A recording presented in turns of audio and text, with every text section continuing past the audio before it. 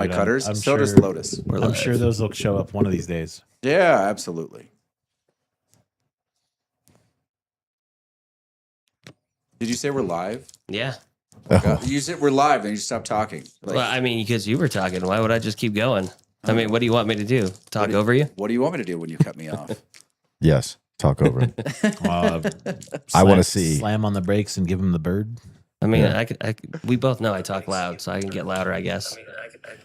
Why am I? Oh, Jesus. What is going on? What are you doing over there? Something's got volume. Is it the tablet? Yeah. It's on the side. Hold on.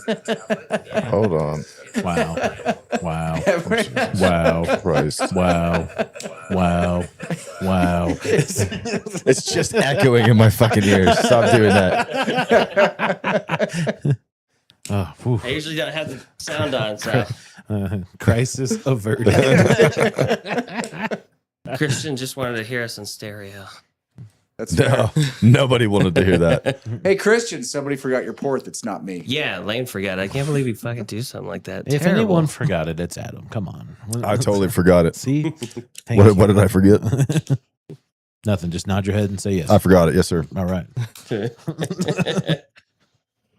Anyways, how was you guys' holidays? We's a little dark. Yeah, I'm going to turn the ISO up on that. All right. My holidays were, I worked all Mine was brilliant. I didn't do anything. I can. I ate food and snowboarded and rode my motorcycle. So it was pretty good. That is pretty good. Yeah. wasn't bad. I was in the South. Yeah. Yeah. How was it? It was the South. I was hanging out with Anthony. That was fun. Was it dirty? I mean, it was hot and muggy. It was a lot cleaner than San Francisco. It was 75 and 70% humidity on Christmas Day. Ooh, That was kind of weird. this sounds terrible. I mean, that's a pleasant day in the South, buddy. Yeah, that's what I was told, that it was actually really nice. But I was Yeah. like, ooh, it's hot. I'm used to 30-degree snowstorm. Like Christmas. 70 At this degrees time, yeah. is not hot in the South. That- That wasn't even close. No, because the next day it was almost 80, and I was like, oh my God, I didn't dress for fucking summer. I mean, so you were missing the snow and everything. A white Christmas. Did you, in fact, miss having a white Christmas? I did actually. I was just like, oh, there's no season down here. It's just gross. Yeah, I'm going to get another one of these cases. That is a good way to describe it. Yeah, it was just gross. Sometimes it is just gross. It's beautiful. And then you look closer and you're like, well, wait a minute. Parts of it were beautiful. You were in Columbus, right? Yeah, Right outside Benning. right outside. Or is it Fort Benning again, or is it something else? It's Fort Benning again, but a different Benning Right. that they decided to choose. Did they do that with Bragg, too? It's a different Bragg. Yeah, just call it something cool. I think they all need cool names. Well, I mean, the problem is they've been Fort Benning and Fort Bragg for a very long time. Yeah. I like the one that was I don't it even Fort know Liberty? yeah, that was Bragg, I think. Yeah, see, that one was cool. That's a cool. We need cool, kick-ass names for our bases. No, Liberty's a dumb name for a base, dude. Fort Hammer, because that's what we drop on people. Well, because like anyone who's been in the military knows it doesn't feel like Liberty, right? Yeah. Like you don't want to be like, oh, I'm at Fort Liberty, because it doesn't feel like it. Well, yeah, but Fort Boredom was taken, so Fort Oppression isn't. Fort Oppression. No, that's way more accurate than Fort Liberty. I But, mean, isn't yeah. Benning the one, like, isn't jump school where every time you have to, like, you enter a building or exit a building or, look left, you have to do a pull-up? No, anytime you go in or out of a door, you have to do 10 pull-ups. Yeah, and so just pull-up bars everywhere. They should just call it Fort Pull-Up. Fort pull-up. Well, jump school. Fort Lat Development. Jump Ooh, school there you is go. a very, very small part of Fort Benning. No, I get that, but it seems fitting. Yeah, I mean, it's, home of the freaking, See? one of the range bats. Kevin, Christian knows whose fault the port is. He texted you about it He even yesterday. reminded you yesterday. He just let us know. Yeah. Listen, I don't remember yesterday. I was working again. His phone's been on airplane mode. I took too much Benadryl. That was Christmas Eve. I was drunk Which was on Benadryl. terrible. Did you chase it with NyQuil? Because that's how it's supposed to be done. No, I did it with Oh, whiskey. see. You're going to have to text him the proper procedures. Yeah. Benadryl? What? I broke out in hives on Christmas Eve to the point where I took like 6 Benadryl and it did nothing. And I was still itchy and I was still in hives and I was pissed off about it. Wow. Apparently, a lot of my stuff is stress induced now, which is terrible. That sounds fun. You should just be less stressed. Yeah, I'll work for on sure. that. Wow. Thanks, Dr. Evil. Perhaps you should be less stressed. Well, it is a very good plan. How you go about it, you know. I mean, it's a great plan if that actually works. I didn't prescribe execution. I just prescribed the end result. No, but you also asked the question earlier, do they explode? Yeah, see, Dr. Evil. I want freaking middle fingers that explode. They look like those little poppers that you used to buy. They're hilarious. I want sharks with freaking laser beams attached to their heads. I mean, who doesn't, right? What sharks with laser beams? The question Not is, everybody. how aerodynamic, in fact, is the middle finger? Ow. They're hard 3D printed. Now I'm bruised. I'm gonna need some more of those if you can get them to make those. We're just gonna start to fucking find them now all over the floor. That was lefty even. What do you guys throwing around? Party He's poppers? there. Throwing party popping middle fingers. I hit your Middle bottle. fingers, huh? Yep. That was a terrible throw for It's the a record. fist with like a magic wand of a middle finger. A magic wand, but Oh Jesus. no. Oh, too far. Too far. Go a little left. I almost had it. Wrong designated coordinates. There you go. There it is. Fire for effect. It was hard because I can't see it until it passes the light. Yeah, no, So for all sure. I know is it's coming, and I'm just like, where is it gonna I've be? played that game before. Yeah, Yeah, you've played baseball, you know. yeah. This is rad. It's a little middle finger. Yeah, they're great. What are these for? I For just pass my them own out to people. personal stress relief is what they're for. They're for Lane to throw them. Oh, That way he can be like, I gave you a fuck. I thought they were like maybe like gonna be like edible cake toppers or something. No. you know? No. Here, have a fuck. That's all you Boom. get. That's all you get. That's all I get. A little tiny one. Are Yeah. you threatened? But- A wee Fuck little off. fuck. Yeah. Fuck off. so where did you buy these, dude? I came across them on, I think, Timu. It was just a stupid buy. And I'm like, yeah, I was this is just gonna say it's got to be like a Temu fucking thing. Well, I mean, the middle finger is clearly disproportionate. yes. Yeah, it's also going in the very wrong direction. Right? This is like if a unicorn had a middle finger, It it's does like come pointing off. out. It comes off the knuckle a instead. little funny. Yeah, it's not the right So, direction. You say that, but they make one that's like a horse body with just a giant middle finger for the head. Well, if you look at this little guy from the front view, right? So you can see like the palm, it looks normal. But then if you look at it from top down, that middle finger is like 4 times the length of a regular finger. Yes. Well, it has to be pronounced fuck off. And I mean, the reverse bend on that knuckle is impressive. It is. Right. It really is. Looks painful. That's a yogi giving me the middle finger. I wonder if they make these in bigger sizes or in say like foam. Well, conveniently, we have access to a 3D printer. Oh yeah. Many 3D. We have a warehouse of 3D printers. A whole warehouse. We could print many things. Yeah. What do you mean you have a warehouse of 3D printers? I know a person who has a warehouse of 3D printers. Okay. But you can't 3D print foam, right? I want one that goes on my hand. A big one. I mean, I'm sure Yeah, we you could. could buy that offline, I'm sure. There's Not like this. There's a plethora of Stone Cold Steve Austin merchandise that had that. I'm sure we can find you one. No, but I want one that looks I kind of feel like like this. that should be my putter cover. Just Like the a middle regular finger? putter cover, but the top of it should just be a middle finger. middle finger. Yeah. Because, I mean, most of the time my putter is flipping me off. That is true. Wow, it's so meta. It would be okay, a middle finger putter cover. Harvey Pinnock would not approve. That would be Probably negative not. thoughts on the golf course. Yeah, probably not. Anyway. I don't remember that. Is he a no negative thought guy? Yeah, that was in his book. He was talking about, I don't remember where it comes in the Little Red Book. It's like 2/3 into the book. He talks about negative thoughts are just self-torture, basically, and will make you worse. Okay. I mean, that's obviously a very crude summary of what he said, but Sure. Thank you for summing up the 40 pages of the Little Red Book. I don't necessarily believe or agree with that, but okay. I'm just saying he would not approve. Yeah. Well, I mean, he would know. I think it was in the Tom Kite section. The Tom Kite section. Why? Because Yeah. Tom Kite had a lot of negative thoughts. No, but he's talking. There's a section where he talks about Tour and Tom Kite, and he talks about like there's a guy that comes out to him at some point, and he's like 45, and he's like, I want to train every week for the next 5 years to play on the senior tour, And Harvey Pinnick is of the era where there's a little bit of arrogance on tour. Yeah. And he goes, that's great. But this guy over here is also going to train every week for the next 5 years to play on the senior tour. And he's Tom Kite. And he's better than you. What cigar? Adam, how do you like that Wabi Sabi? It's pretty good. I can't say that I can tell the difference between the regular And that one? Kintsugi because it's been weeks since I had it. Yeah, that's fair. You know, but it's good.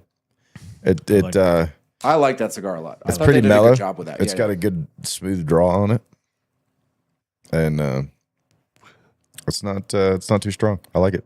Gentlemen, what are you smoking? Edge. Okay. Edge, really? What's wrong with the Edge? Absolutely nothing, except that you smoke it every week. That's why I buy the box. There's no life in your palate, sir. I don't need life. I just need a good, consistent cigar. But you smoke the same thing every week. Because it's good and He had consistent. life for like 10 days. He went over to What's Georgia. Yeah, see, I did the life thing. But What he is it? probably took, how many edges did you take in that box with you to the East Coast? 2. That's it? That was it. What else did you take? A couple Aganorsas and a couple of Oliva Connecticut's. That's it? That was it. Oh, I thought you took a whole box. Well, I took that acid tin for Anthony Oh, and okay. Logan. Usually you take, like, you fill up you take out all the foam No, and you pack the 40 count to the brim. I wasn't sure what we were going to be doing when we got there, so I took the minimal. Because I couldn't like smoke while we were driving. Otherwise, I would have taken many more. Why couldn't you smoke while you were driving? It wasn't my car. I don't smoke in other people's car. And you couldn't smoke in the putt-putt championship. No, because that was clearly not a smoking allowed area. What? You were in a putt-putt championship? Yes, we have a family tradition of continuing our putt-putt championship. When was the last time, though? This family tradition was last partaken when? Oh man. 2007. No, it was 2022. Oh, it wasn't as far. It wasn't as No. long ago as I thought. No, we tried to do it. The only time we couldn't do it last time was because I was recovering from the hospital, so we couldn't Yeah. actually go golfing, and it was also Because you almost died. Because I almost died. Yeah, Who was the champion this year? fucking Anthony, man, he cheats. If you ain't cheating, you ain't he trying. fucking cheats. Why didn't you? Look, I would have done a lot better. Okay, so we drove to South Carolina it was a Tuesday, which is an extra 400 miles of our journey we had to go through. By the way, South Carolina, garbage. I'm gonna need to know more of that. Admittedly, when you cross into South Carolina, there's a really nice like border crossing, like welcome to South Carolina. The moment you cross in there, you realize that they do not do any road construction at all. It's just this rough road that looks like it's been there since the 1800s. Being from California, you should be used to that. I expected more from other places. Oh, dude, the roads in the South are way worse than the roads in California. Fucking They're so bad. Alabama is just one big pothole. Yeah. For the record. you need an off-road vehicle for that. We were in a pickup truck, so it was even worse. But yeah, so we drove to South Carolina, so it was an extra 400 miles there to go see the USS Laffey and the USS Yorktown, which is pretty cool. Oh, I thought this is where like the putt-putt championship. No, well, that was going on. after. So we'd walk around the ships first.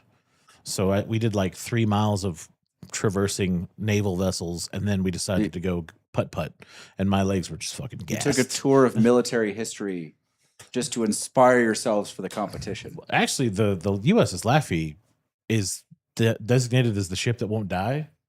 It took a kamikaze jet Oh yeah, in the back turret, and you stand in the back turret, and they're like, "Oh, by the way, it would have been you and 11 other people standing in this thing to operate it." And when the plane hit, it took out the 6 guys on the side, and everyone else lived, and the ship kept going. It was actually pretty impressive. Like there's places where they're like, there's bombs that hit here, there was a fire that hit this, and they're like, this ship just would not sink. And so it was actually kind of cool to walk around in it, and we got to go from the bottom all the way up to the tippy top. That was pretty cool. A lot of stairs though, and I could not do those stairs if I joined the Navy. That was Oh, Those are rough. Remember, man. get used to it, buddy. you gotta go down to go up. That was on. We were on the aircraft carrier, and thankfully they have gutted it and made that not the case. Otherwise, yes, you would have had to definitely go down a lot to get over to where we were. But the aircraft carrier was also pretty cool. They had the Medal of Honor museum in there, Oh, nice. and that was actually pretty cool. It's crazy how big they are, huh? Yeah, it was. There was a lot of space. I was like, this is cool. I remember the first time I stood next to a full-size Navy ship, I was just like, holy crap. Yeah. Couldn't believe how big they were. And the second level above the hangar deck, Yeah. you could pretty much walk end to end. And I was like, bro, you could get real lost in this thing. I was like, holy crap. They would train you. No, yeah, I get that. But they had an F-18 on the top deck, and they also had a Tomcat too. That was really cool. Nice. I was like, oh, this thing's awesome. And then you were too tired. And then I was win pretty the putt-putt gassed, so championship. I could not win the putt-putt championship to save my life. I was about to say you've had so much practice. I know. just- And you know what? It wasn't a fun course, though, which is disappointing. It was just kind of like a generic, like there was no clowns or castles. It was just Did, kind of like random putting. Did mean- the ship smell like old hose water, like Josefa says? Yes. It did. They're like salty hose water, 100%. I've never been inside one. So, Well, if you ever find yourself in South Carolina, you should take the tour. It's fantastic. yeah, I mean, I doubt I will, but I doubt I'll be in South Carolina. There's got to be a ship down in the bay somewhere, right? There's one in, I don't know if there's one in the Bay. There's one in San Diego you can tour, I think. I think the Mighty Mo's in Washington you can tour. I'd rather tour that. I ain't going to San Diego. The Mighty Mo would be cool. Mighty Mo would be cool. Yeah. Yeah. But the Laffy, little cramped. A little cramped. It's not meant for big people. No. Aren't they all a little cramped? Yes. The aircraft carrier was at least like spacious Yeah. in places where I was like, oh, this isn't so bad. The destroyer's like, oh yeah, no, I'm good off this. Yeah, and I can almost guarantee you that aircraft carrier, when it was fully stocked and Probably felt the same way. probably was cramped as hell. Probably. Yeah. Because they shove as much crap as they can in those things. That's just what the military does. as with anything. Yeah. How many privates can you fit in the back of a 5-ton? Just one one more. Yeah. N+1. Yep. N+1. I think they said at its peak when it was full, it was about 3,000 sailors on the Yorktown. Yeah, dude. Plus all the gear and stuff. And I was like, dude, if there were 3,000 people in here, I'd probably. What's the new class? It's like 12,000. Oh, the big, I have no the idea. big boys. Yeah. Yeah. I don't know anything about the new Navy ships. I know they went through the Zumwalt class that they totally like built and then scrapped immediately, Yeah. and now they're building new ones. Yeah. Yes, Christian, I am. It's in Charleston. Also, I Talk had a Charleston 2 in Charleston. I don't. Don't Is they that just a call thing? that Who chew? let you talk? Who talked to you into that? It was at the counter. I was like, oh, Charleston Chew over in Charleston. Got to try it. Oh, you're talking about like candy, like regular. Yeah. Okay. Yeah. Tastes much better in Charleston. Sure it does. I'm sure they're not made anywhere near there. No, I bet they're made somewhere else randomly. The one stop I wanted to make though was at the ammo factory, which we didn't get to go to. The ammo fact, do they give free samples? I wanted to know. That's what I'd want to know. Do they show you what? It was the Winchester factory. Yeah, do was they like, show you what dude, new rounds they're working on? I wanted to stop. Logan wouldn't let me. He was on a mission. We did traverse 2.5 days to get there, so we drove a lot. Kevin, what are you smoking? I am smoking the My Father Opulencia. Okay. Ooh. A friend got it for me because he wanted me to smoke on his birthday, and I didn't show up because he told me basically the day of. Oh. I'm like, I gotta sleep because I got work the next day. I mean, kind of piss poor planning on your part, but happy birthday, I guess. Well, these wabi sabis. This is Alec Bradley. Yeah. Okay, It's a limited. they don't make a lot of these or something. They don't make them all the time. All right, Casey. Is that why you got a couple boxes back there? Charleston Chew is made in Cambridge. Perfect seed, but it tastes better in Charleston. Cambridge, Massachusetts. Yeah. Really? Yeah. Huh? I would never guess that. I mean, I'm sure it's probably not Charles. It's probably Charlestown Oh. because that's right kind of by Cambridge, isn't it? And like Charlestown, like South Boston, Sure. I guess. Never been there. I or haven't that either. island. I've only been to Boston once. It was a long time ago, and I was pretty drunk the whole time I was there. So Isn't that, That makes anywhere you've sense. traveled to? what's that? That's anywhere you've traveled to. No, I mean I was sober for some places, Some places. not all of them. I mean, a lot of we got to realize like a lot of times we were traveling on like the weekends, you know. So yeah, like you're sober all week, you know, and then you get the weekend off, and for 2 days you just drink as hard as you can. Just go. Yeah. Go for it. On the East Coast, there's trains that you can take too, which was nice. You know what I mean? You didn't have to drive places. Like when we went to New York City all the time, we never drove. We drove one time and never did that shit again. They We're like, believe in public transit on the East Coast. yeah. Well, and everything's real close together, Yeah, yeah. you know, because it's all built up. And, you know, like every little town, there's like a little town, and then you drive a few miles and there's another little town. And it's Yeah. just like that the whole way. It's not like here where, you know, like Nevada where there's 100 miles of fucking nothing. And then you get to a trailer park and then there's 100 more miles to the next trailer park. You might come across some really rapey looking town in the middle. You're like, Jesus, I ain't stopping in this fucking place. See a little building up on a hillside, 50 miles from anything. You're like, I don't think that's safe. Fucking no. We Hey, probably shouldn't stop here. This is the Hills House Vibes content here. There's definitely a few places like that where you're like, Where did you especially guys at cross nighttime. Nevada at? Yeah. Just at You went down to Vegas, huh? Vegas to the Hoover Dam. Oh, yeah, yeah. That's where we crossed over. You into did go Arizona. through, what is it, Goldfield? What is that random, almost abandoned mining town in the middle of 95? Like halfway through the sounds state. right. Oh, think it's Goldfield. Yeah, Goldfield. Yeah, yeah. Yes. That sounds It- right. It's I where mean, you make like a right turn and then you make another left turn. Yeah, And then you're out and you of the drive town. by that Yeah. hotel and you look over and you go, if anything in this world is haunted, that is. that fucking yeah, place right that there. place, yeah. Yeah, that town was a little sketchy. We didn't stop there. I mean, some of those towns are fun. Like Virginia City's sketchy as hell, but in a fun way. True. True. You know? And it's relatively close to civilization. Goldfield isn't close to anything. That's true. The closest thing to Goldfield is Tonopah. I was about to say Tonopah. But the road from Also sketchy. Don't they have that clown motel Tonopah, there? Yes, yes, they do. Tonopah has the clown. It's so creepy. It's like no, not. You stop at the gas station right before Tonopah, and then you just don't make eye contact with it at all. Just You straight through. You just straight on. You don't even look at it. You just know its presence is there. Dude, the last time I drove through Tonopah, I drove out down the backside of Tonopah going south, and everything in my mirrors started to look orange. Like, well, that's strange. And I looked back over my shoulder, and it was being engulfed in a dust storm as I drove out. the end of the world. There was a dust storm in Urington, Yeah. and it was like the hills have eyes vibe for sure. I was like, can we get out of Urington, please? This, I don't want to be here anymore. Can we go? It is funny when you're driving at night though, because you see these like little collections of lights, and you're like, who the fuck lives out here? Like, Oh, what- dude, Nevada's like that through the whole state. Arizona was that way too. You get to parts of Arizona, and you're like, who lives out here? What Yeah. what the fuck is going on? Bass, Arizona was that Like, way. I like being away from people. That's a little too far, even for me. Like that's One of those collections of lights was probably Pat. probably.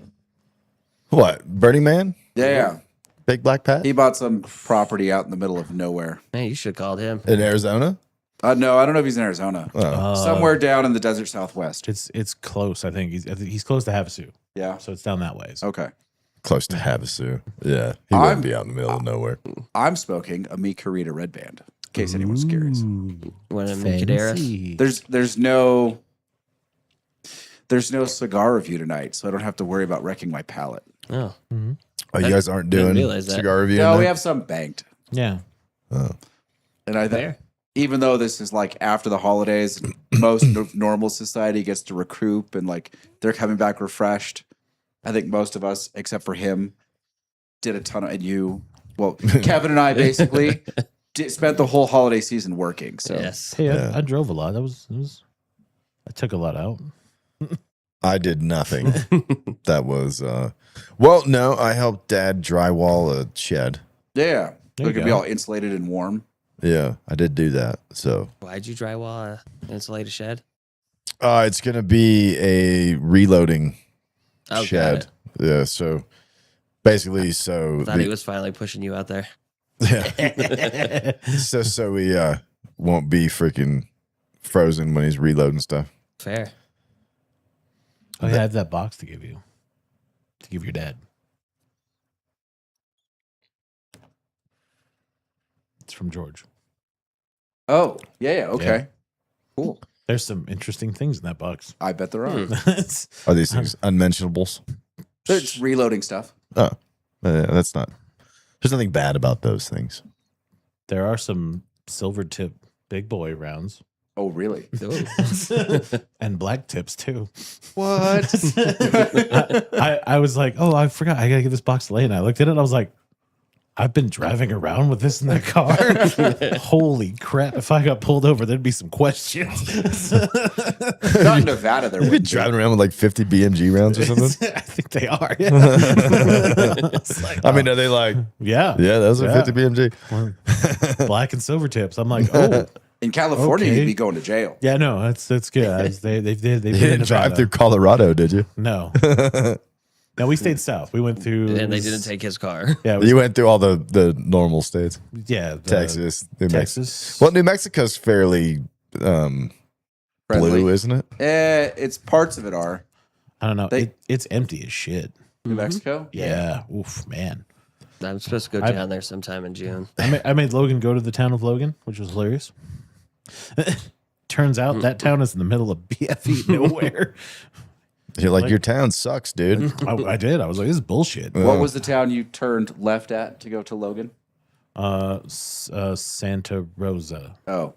not Tucumcari, Yeah. but I know how to say that now. How'd you say it last time? Tucumcari too. he was far enough off I didn't know what he was talking about. I'm He had to like- say it like 4 times. And I go, Tucumcari?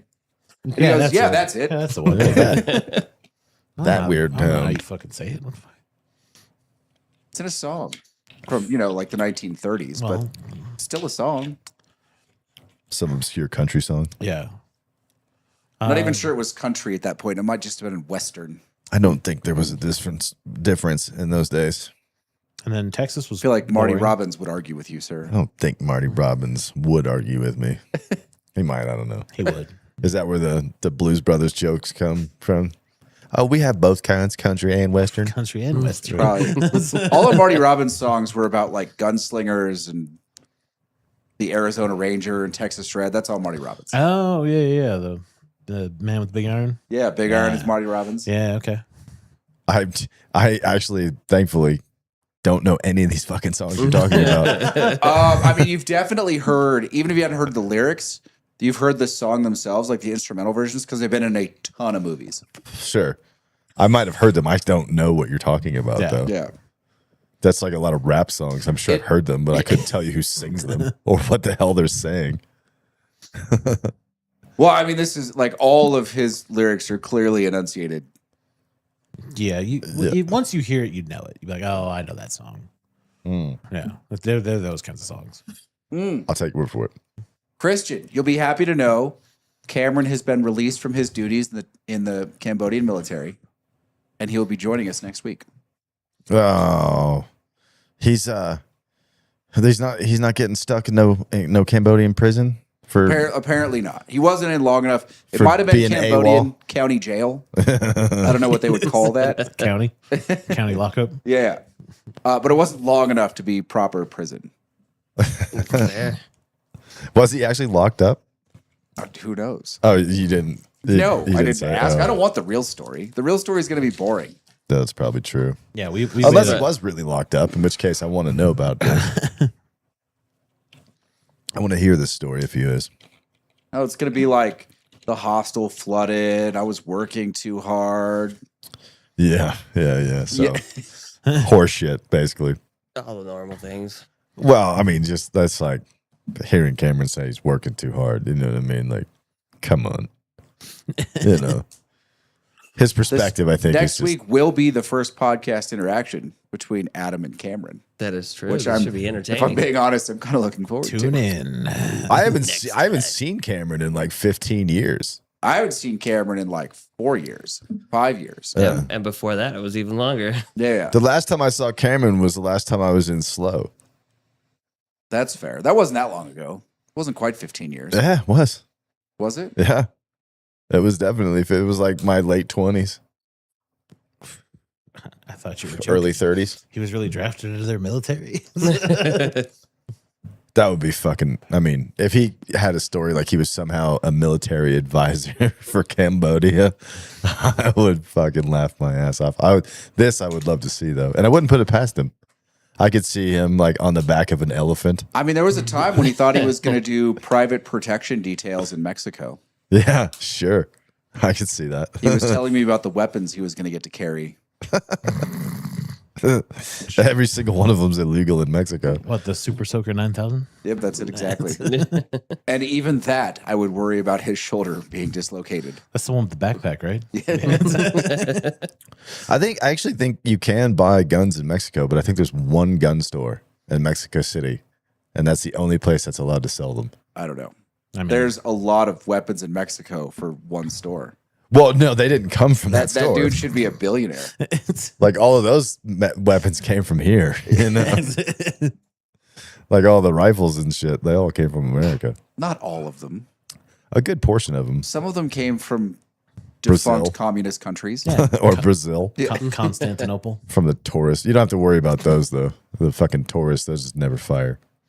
I mean, they have a fair supply of AKs with the happy switch, I'm sure, in the cartels. Oh, yeah, I'm sure there's a For ton sure. of them. Plenty of high points. Oh, God.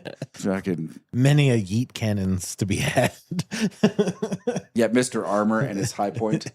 You know what's I- really a good no, this is a real conversation. Ooh. He sat in here, wasn't standing, and someone had brought up something that they had just bought or whatever.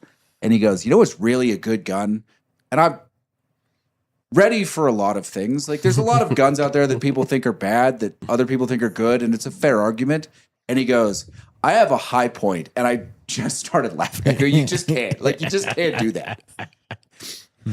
He's going to say with a serious face, be like, the yeet cannon is a really good gun. He believes it. He doesn't he has a serious face on when he's telling the story. Though, I feel that no modern gun collection would be complete without a yeet cannon. Yeah, like as stupid as that is. I feel like if you're a collector, you almost have to get one. They're only, a couple $100? Yeah, it's like $250, I think. Yeah. You get a yeet cannon for like $250. I feel like you have to put that in your gun collection. It's like Casey and his stripper clip 5.7. I want the 5.7 Why? because it's cool. It is not cool. It is cool. Not with a stripper clip. It's cool. You ever used a stripper clip? Well, No. I mean, No. They suck. not in this context. There's a reason why nobody uses them anymore. They suck. Because we found a better way. Nah, it's fine. Does I it mean- skirt some gun laws with the stripper clip? Yeah. Yeah. He is the only one that shot a Tommy gun at us. Full auto Tommy gun? Full auto. I mean, that's fair. I haven't shot one of them. See? I have shot a Ma Deuce, though. That's pretty cool. Yeah. Pretty sure Ma Deuce trumps Tommy gun. It's pretty close. You know them big black tips you were talking about? Yeah, I know. know. Full auto with I those? remember What are we those. talking about? Are we talking about efficacy or are we talking about swag factor?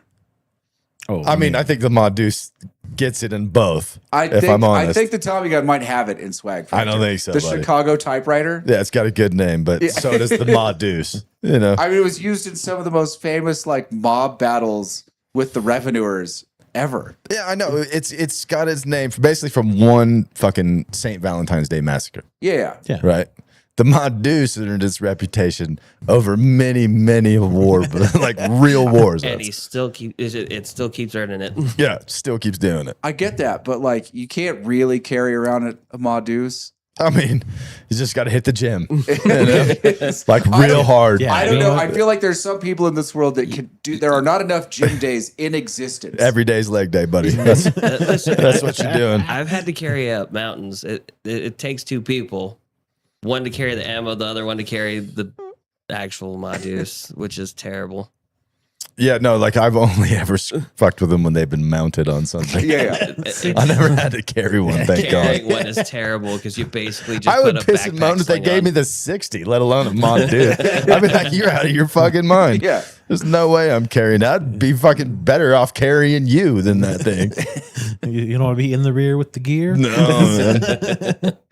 I want to be in the rear, like doling out the gear. That's the job you want, dude. Supply sergeant. The That's the armorer. guy, yeah. I mean, armor's got more of an eyeball on him, than the supply guy does. Yeah. Nobody gives a shit what the supply sergeant's doing. The supply guy you ask for something, he just tosses it out to you half the time. Don't even sign it out. Yeah, I mean, listen, in most of the old Army TV shows, the supply sergeant was just the chief smuggling officer. Exactly. Yeah, well, so he's your best friend. Yeah. He's also he's the guy you want to owe you a favor. And the way that happens is the end of the fiscal year when shit comes up short.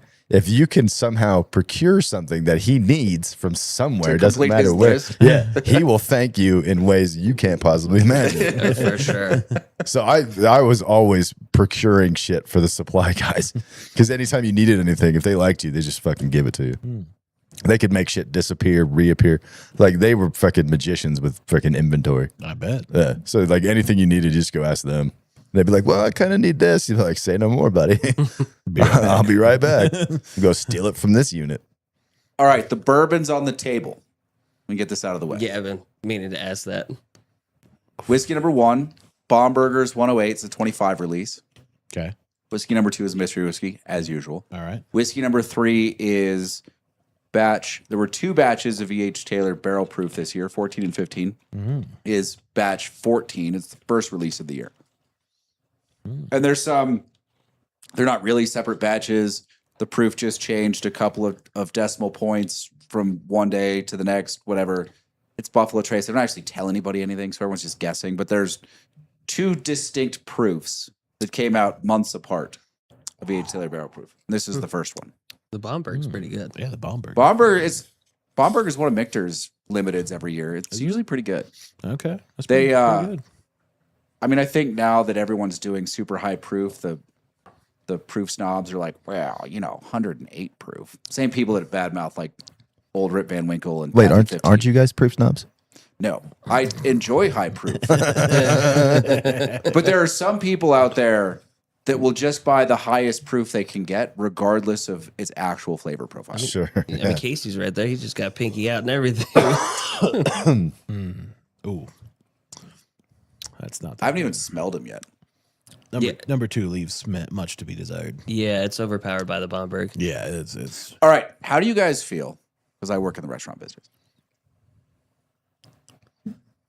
What is the last? Say a restaurant closes at 8. What is the last time you would be comfortable being sat in that restaurant? 7. 7? 7:15. I'd be like 7:30. 7. Hard fucking at least an hour. Yeah. If I'm not there an hour before they fucking close, I don't want to be there because I don't want to be the dick that's keeping them there. Yeah. Mm-hmm. I mean, I eat quick, so in my mind, if they get the food out quick, I eat quick, I leave quick. Yeah, okay. Well, See, actually, but yeah. you're only thinking about the front of the house. What you need to be thinking about is the back of the house. So yeah, I don't give a shit about the front of the house. I'm thinking about the cooks because what those are the guys that will screw your food up on purpose just True. for making them fucking relight the grill after they've cleaned. Well, No, but- these are facts. But what if I show up at like 7:30 and I just want a burger and fries? What? But And still, it's just me. Okay. so the fryer's fine, but the burgers come off the flat top, which they probably already cleaned. when do you guys start cleaning? That's the thing. So So here's the thing. This is what I would tell people being in the business. If it's a busy restaurant, like if they are still sitting people when you show up 5 minutes to close. If they are still sitting people, they haven't started cleaning a damn thing. Okay. It's fine. Like you're there, they have to be there anyway. The server's going to make some more money. They're not going to care. Like in that situation, most of the time they don't care, in my experience. And I've run a lot of restaurants. If you walk into a restaurant in the last hour and it's dead, turn around and walk away because nobody wants you there. Yeah, nobody. They have cleaned everything. yeah, I've never walked into a restaurant. If you walk like into that. a restaurant and someone's got the vacuum on the floor, Oh yeah. be somewhere else. Yeah. Like if you've got a story, right? It's Tahoe. If you were on the road for 8 hours because they closed something down, it was avalanche controls or traffic or whatever, like you tried to leave town 12 hours ago and you've been on the road ever since and you just got back into town, fine. Like they're probably not going to mind that much Like they will have some sympathy in that situation. But if you're just like, Joe, I don't care. I'm going to walk into this restaurant 5 minutes before you close, and it's a ghost town. Oh yeah. Most of those employees do not appreciate that you were there. See, and usually I don't go into places that close at, like are getting ready to close. So for me, if it's dead, it's about an hour. I'm hard pressed to walk into a dead restaurant anyway, because you will get the worst service and the worst food you've ever had in a slow restaurant because no one's paying attention. Fair. The servers are watching TV. The cooks are in the back doing God knows what. Like no one's at their station. No one cares. Like you will probably get something fucked up. Yeah. But if it's busy, it doesn't matter. They've got to be there anyway. Right. Like if they still have a waiting list at 5 minutes till, they're going to seat up until 8. They're probably going to seat through the waiting list. So I say an hour because I know most restaurants, they want that table turned in under an hour. The only one who's going to be mad if it's busy and you show up 5 minutes to close is the manager, because the manager is the way restaurants are scheduled. The manager is now worried about overtime and getting yelled at, regardless of how much extra revenue it produces. They're thinking about like 8 cooks, 2 bartenders, 5 servers, and a busser, and they're calculating out the overtime in their head and how they're going to explain it to their boss. Especially if it's like a party of 2. So, Yeah. So what brought this question up? Well, because it's happened a lot in the last Tahoe. It's the holidays. There's a lot of people not paying attention to their surroundings and just sort of going about their holiday Just moseying as if along. the entire holiday is about them. Because they're on vacation. Yeah. Vacation brain. Yeah. There's 2 types of people that are on vacation. People who are on vacation that have shit to do, and people that are on vacation that ain't got anything to do. And they both screw up your time schedule in every way possible at a restaurant. I want to know why it's okay for people to forget how to drive on vacation. The rules of the road It's not don't that they change. forget. They just never knew. You just don't see them every fucking day because you don't live Yeah. where they are. I can vouch for that. We have, I mean, you guys know, like Tahoe clears their snow in the city. I don't know if other cities do it this way, in a rather peculiar manner, right? So they push all the snow to the middle lane. Oh, wait. Depends on which side of the border you're Yeah. Nevada gets it. on. Nevada's Clearly, like, this is a done. California problem. Okay, California, yes. Let's And push it all the to number north. of situations that people find themselves in that median with that snow, because they're like, oh, it's snow, like it's soft, I can drive through it. No. I love Snow watching that. Snow is not soft once it's been plowed. I love watching people get high compacted. centered on that shit. Dude, I saw one. I don't know how fast they pulled out of this Target Center over here. I don't know how fast they pulled out of that Target Center. The median in the middle, the snow berm in the middle, was about 4 feet high, Yeah. and they had pulled out and made a left with enough speed that the entire car was up on the berm. I saw, Yeah, the, that's I saw the rad. pictures of that. Yeah, I saw the picture of I that. love And I was seeing shit like, like how did you get up there? Foot hard down, buddy. Yeah, That's how you do it. But it's like there are no wheels touching snow at that point. Like they no, they the only Dukes touching of snow was the Hazzarded center it. of the car. Yeah, they Dukes of Hazzard it so hard they were just like. I mean, they had to high partially center. jump that thing. There's no oil pan left at all. It's just there, and all the wheels are just off the ice. And you're like, how did you jump that? And that where'd car, you get like there? that car, isn't getting down tonight. Well, I mean, it's not there anymore. But No, but like that night. But like, I drove by it at, I don't know, I just gotten off work. So it was probably like 9:15, and I look at it. There's no one in the car. The hazards are on. I'm like, yeah, that car's coming off tomorrow sometime. Oh, he's a guy with a big truck and a chain. Yeah, but that dude's Can't not get showing off up in of the there. middle of the night. You never know. Well, I mean, the tow truck driver's getting paid triple overtime. He'll show up anytime. That is true.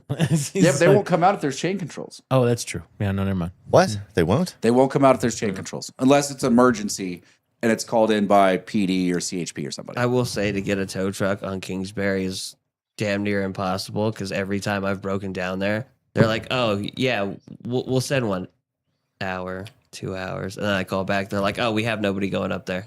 Yeah. So why the hell did you say you're going to send one? Well, wait, me and you have that problem though. Is we have USAA, and they somehow don't have any contracts in Tahoe. It's Right? all Carson. So you have to wait for like a Reno tow truck to drive through Reno, through Carson, up the mountain, then up the other part of the mountain just to get to you to be like, all right, I can tow you 12 miles. And you're like, bro, that's not going to help me right now. Yeah, that gets me nowhere. That gets me stuck just in a flatter spot. Usually, Well, I it just could leave probably get you back to the casino. Fair. But just leave it in the valet. It's fine. Don't worry about it. You wouldn't be the first person that did that. That's true. I mean, What was that? That Corvette was stuck in the ice yeah, cap yeah, for yeah. like 6 weeks at rental. Yeah. Remember, it was just stuck out there because there was so much snow he couldn't get it anywhere. We were just like, It was before they demoed that one parking lot that you could like the one little 4-lane parking lot that was off by itself right outside the door there. Yeah. Before they demoed that, one of the new model Vet, like the first year or second year was out, had parked in there. And then a huge snowstorm came and they never plowed the parking lot.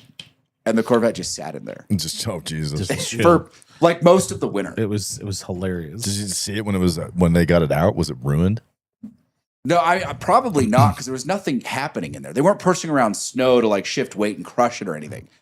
There's just no way to get to They it. really just The waited. storm that buried it, and then there was like a 3-foot storm. Yeah. that's like 22, wasn't it? Yeah, I think so. Yeah. that was the Snowmageddon year. Yeah. Yeah, 21, 22. Yeah. Yeah, that was the last year I actually lived in Tahoe.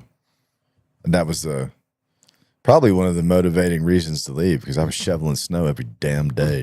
That winter was bad. Yeah, it was brutal. It was like literally every day. You woke up and there was like 1.5 feet of snow on your car. I got stuck in my house because we got like 3 feet and I had Wow, to dude. shovel and then it kept snowing and I kept shoveling and it kept pissing me off. I didn't go to work or anything. I had to sleep in here for 3 days. That's true.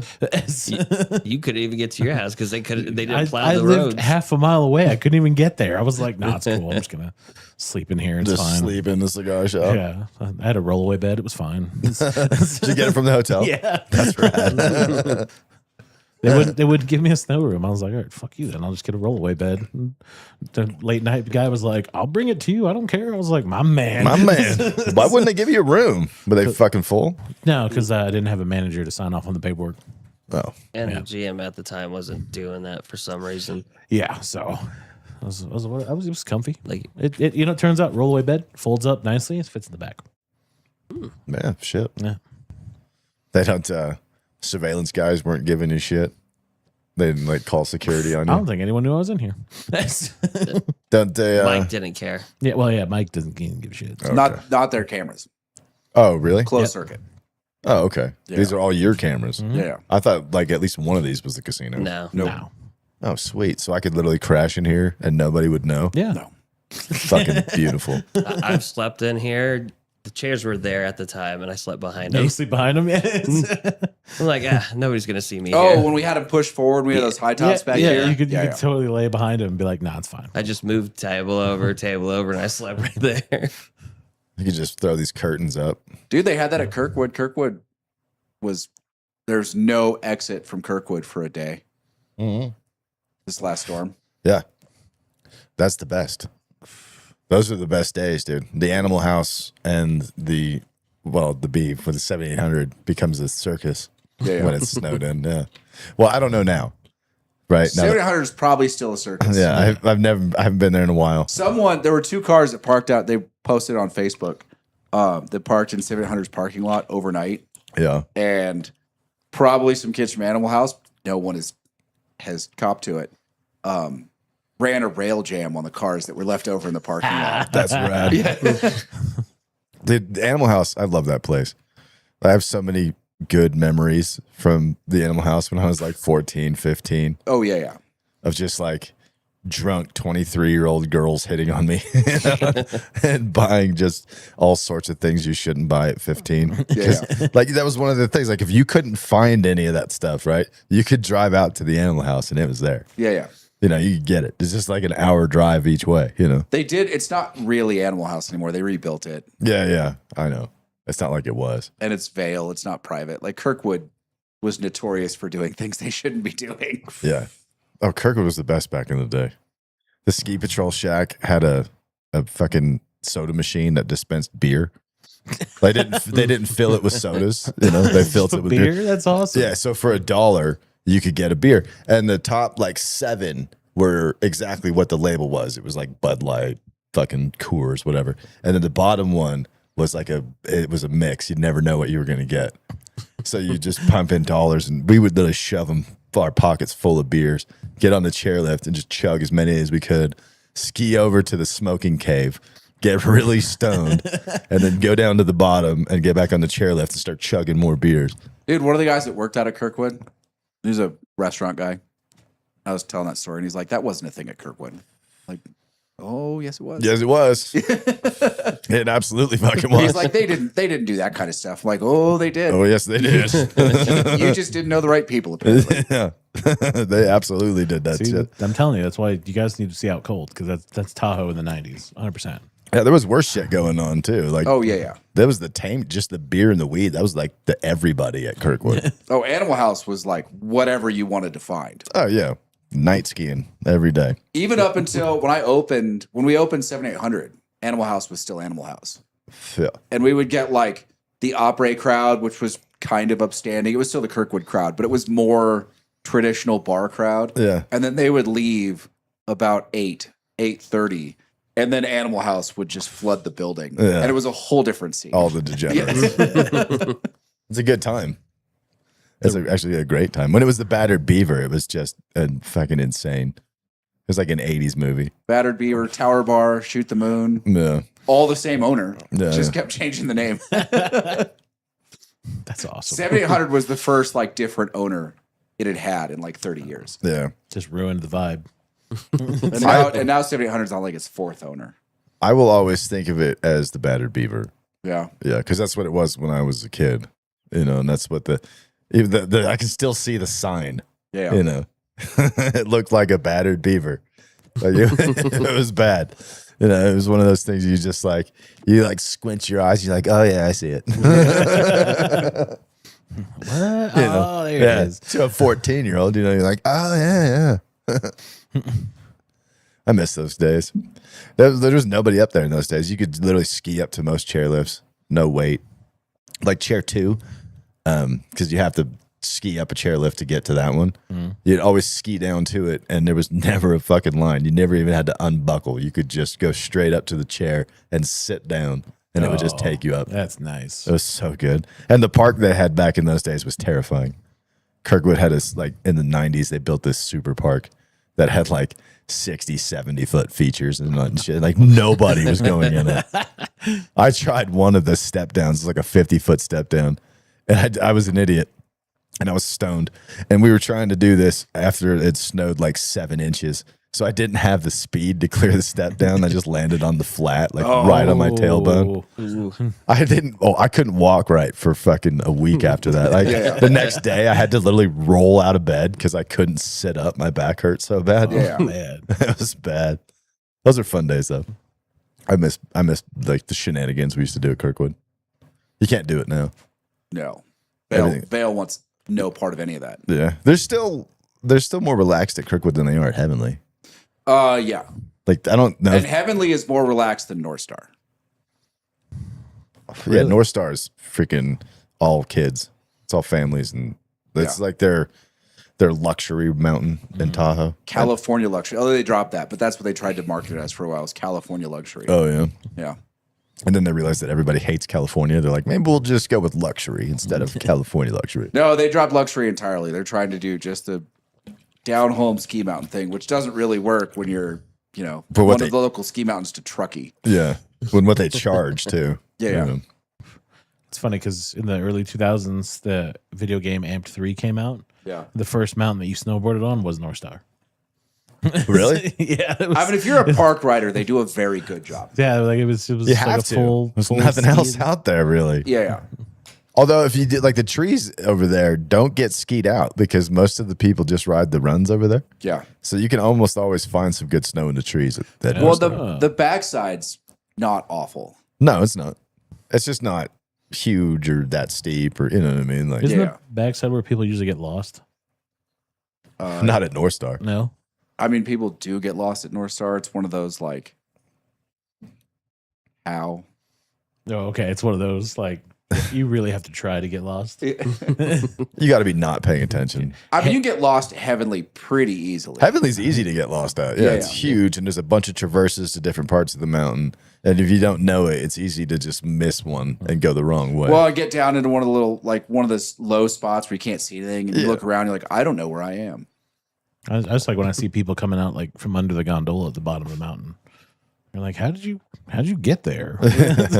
What are you doing? Well, the bottom of the That's fire gondolas, there's 3 gates. Fire break, Rayleigh's Gate, and the Gondola Gate, or whatever they call that one. I don't know what I always thought it was the Olympic Gate, and then the fire break one was the one above Tamarack. And No, then, I think the Fire Break Gate is the Olympic Gate.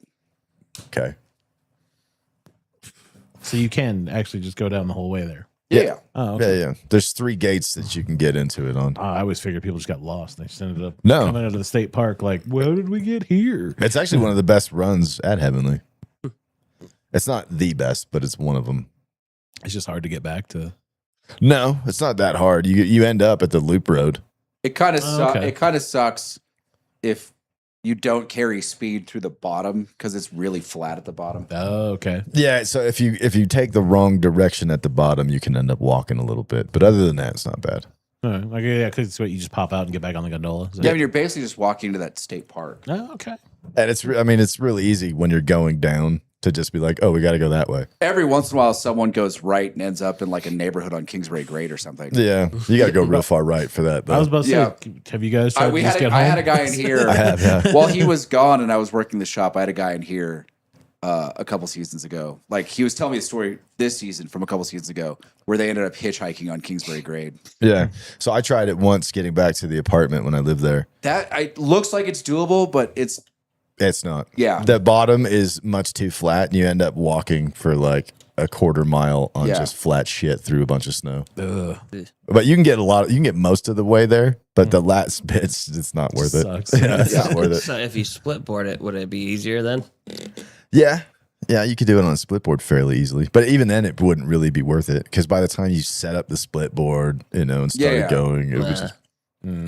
It would. It'd be almost faster to just walk out. Yeah, and split boarding on flat, like it's not like cross country skiing. It's still more like walking than it is skiing. No. Okay. You're just not post holing. You're not like sinking all the way down in Yeah. the snow. It's like the world's biggest snowshoes. Yeah, and I hate snowshoes. I have never enjoyed snowshoes. I hate them because I'm bow-legged and my feet walk right in front of each other. Yeah. So I just end up like hitting the snowshoes on each other and tripping all over the fucking toe. It's I annoying. always feel like I have to walk with a wider stance in snowshoes than I want to. Yeah, me too. If I try to walk normal, I just trip over my fucking self. I mean, over the years, I've been conned into it a couple times, and they're always years apart. And I'm like, maybe it's not as bad as I remember. No, it's exactly as bad It's as you remember. exactly as bad as I remember. You should never do it. We're just doing the penguin walk the whole way. Yeah.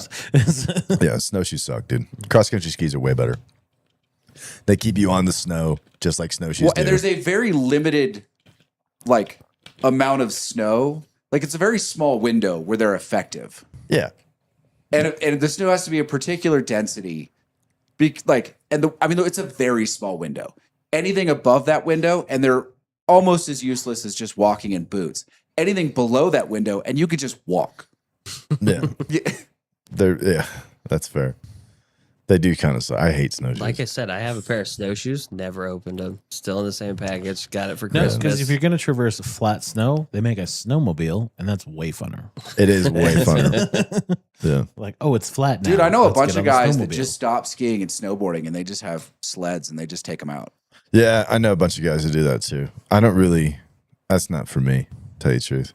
The sledge thing, it's okay, right? But I'm not very mechanical. And inevitably something's going to break In the middle of nowhere. in the middle of fucking nowhere. It's like yeah. being a cheaper. And I ain't doing that. That's fair. I ain't going to be the guy that has to go fucking snow camping because my fucking sled broke in the Yeah. middle of nowhere. You know what I It's mean? like the dudes that traverse the Sierras on that trail in Jeeps, and they have to tow spare parts behind them. Oh, the Rubicon? Yeah. Yeah.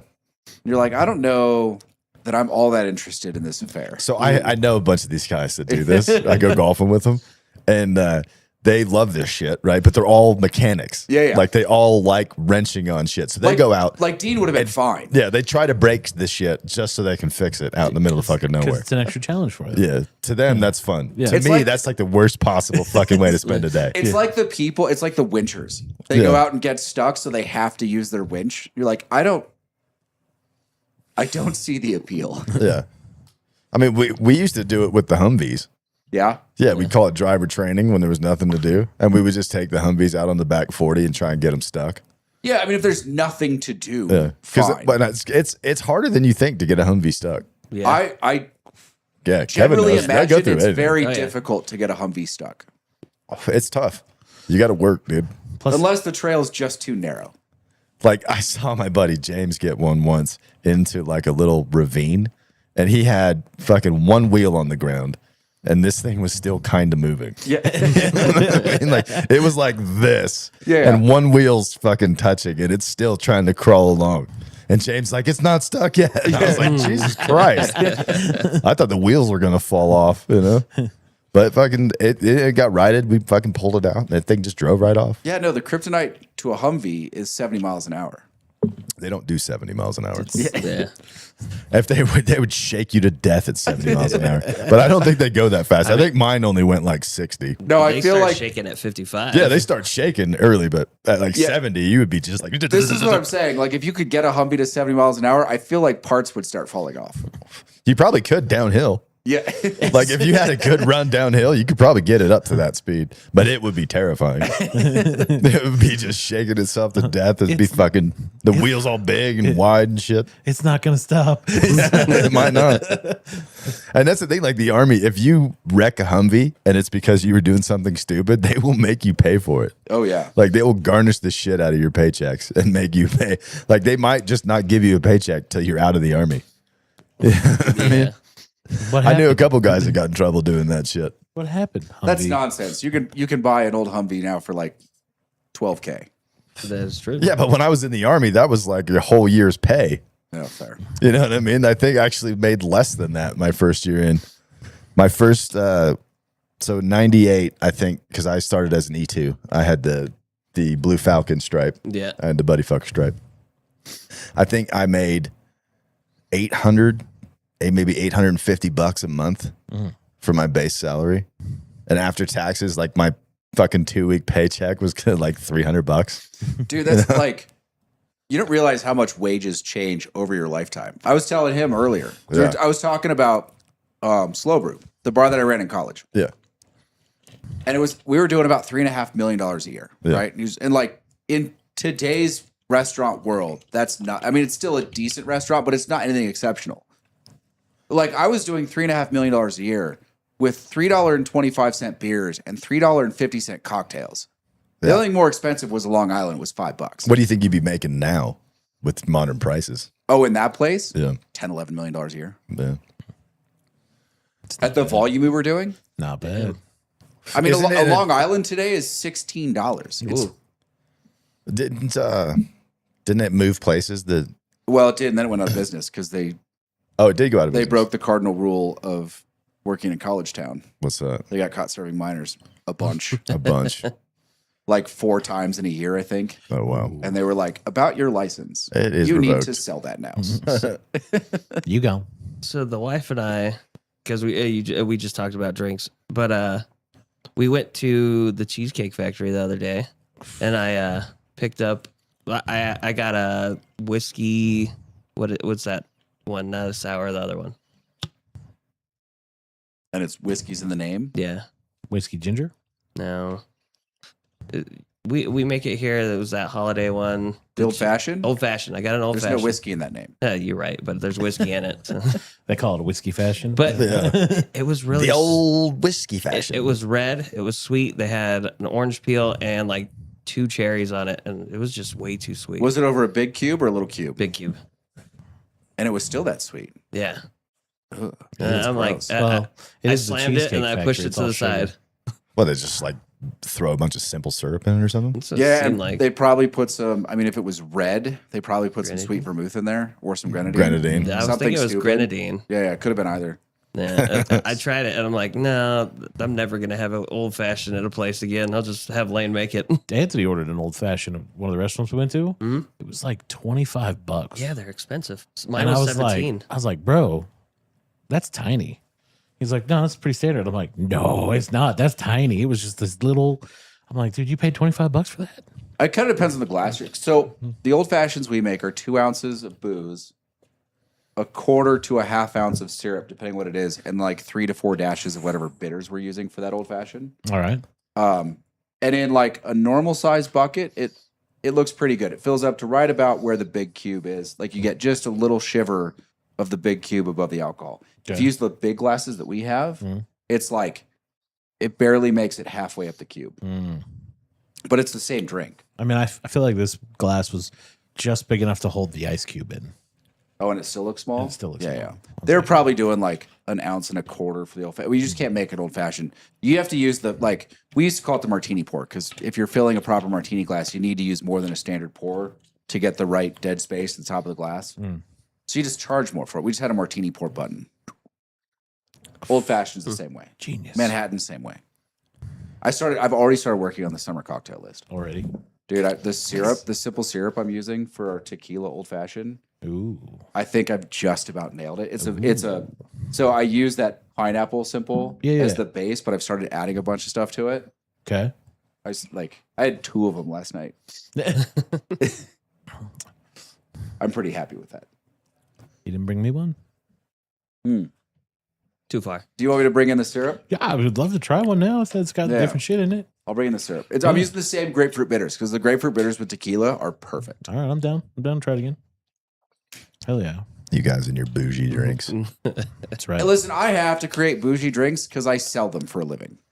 That's my answer to that. That's fine. I get it. People weren't going to come in and buy cheap fucking well drinks and draft beer at your restaurant. I get it. I mean, some people do. Most of what I sell is that slushy rum drink.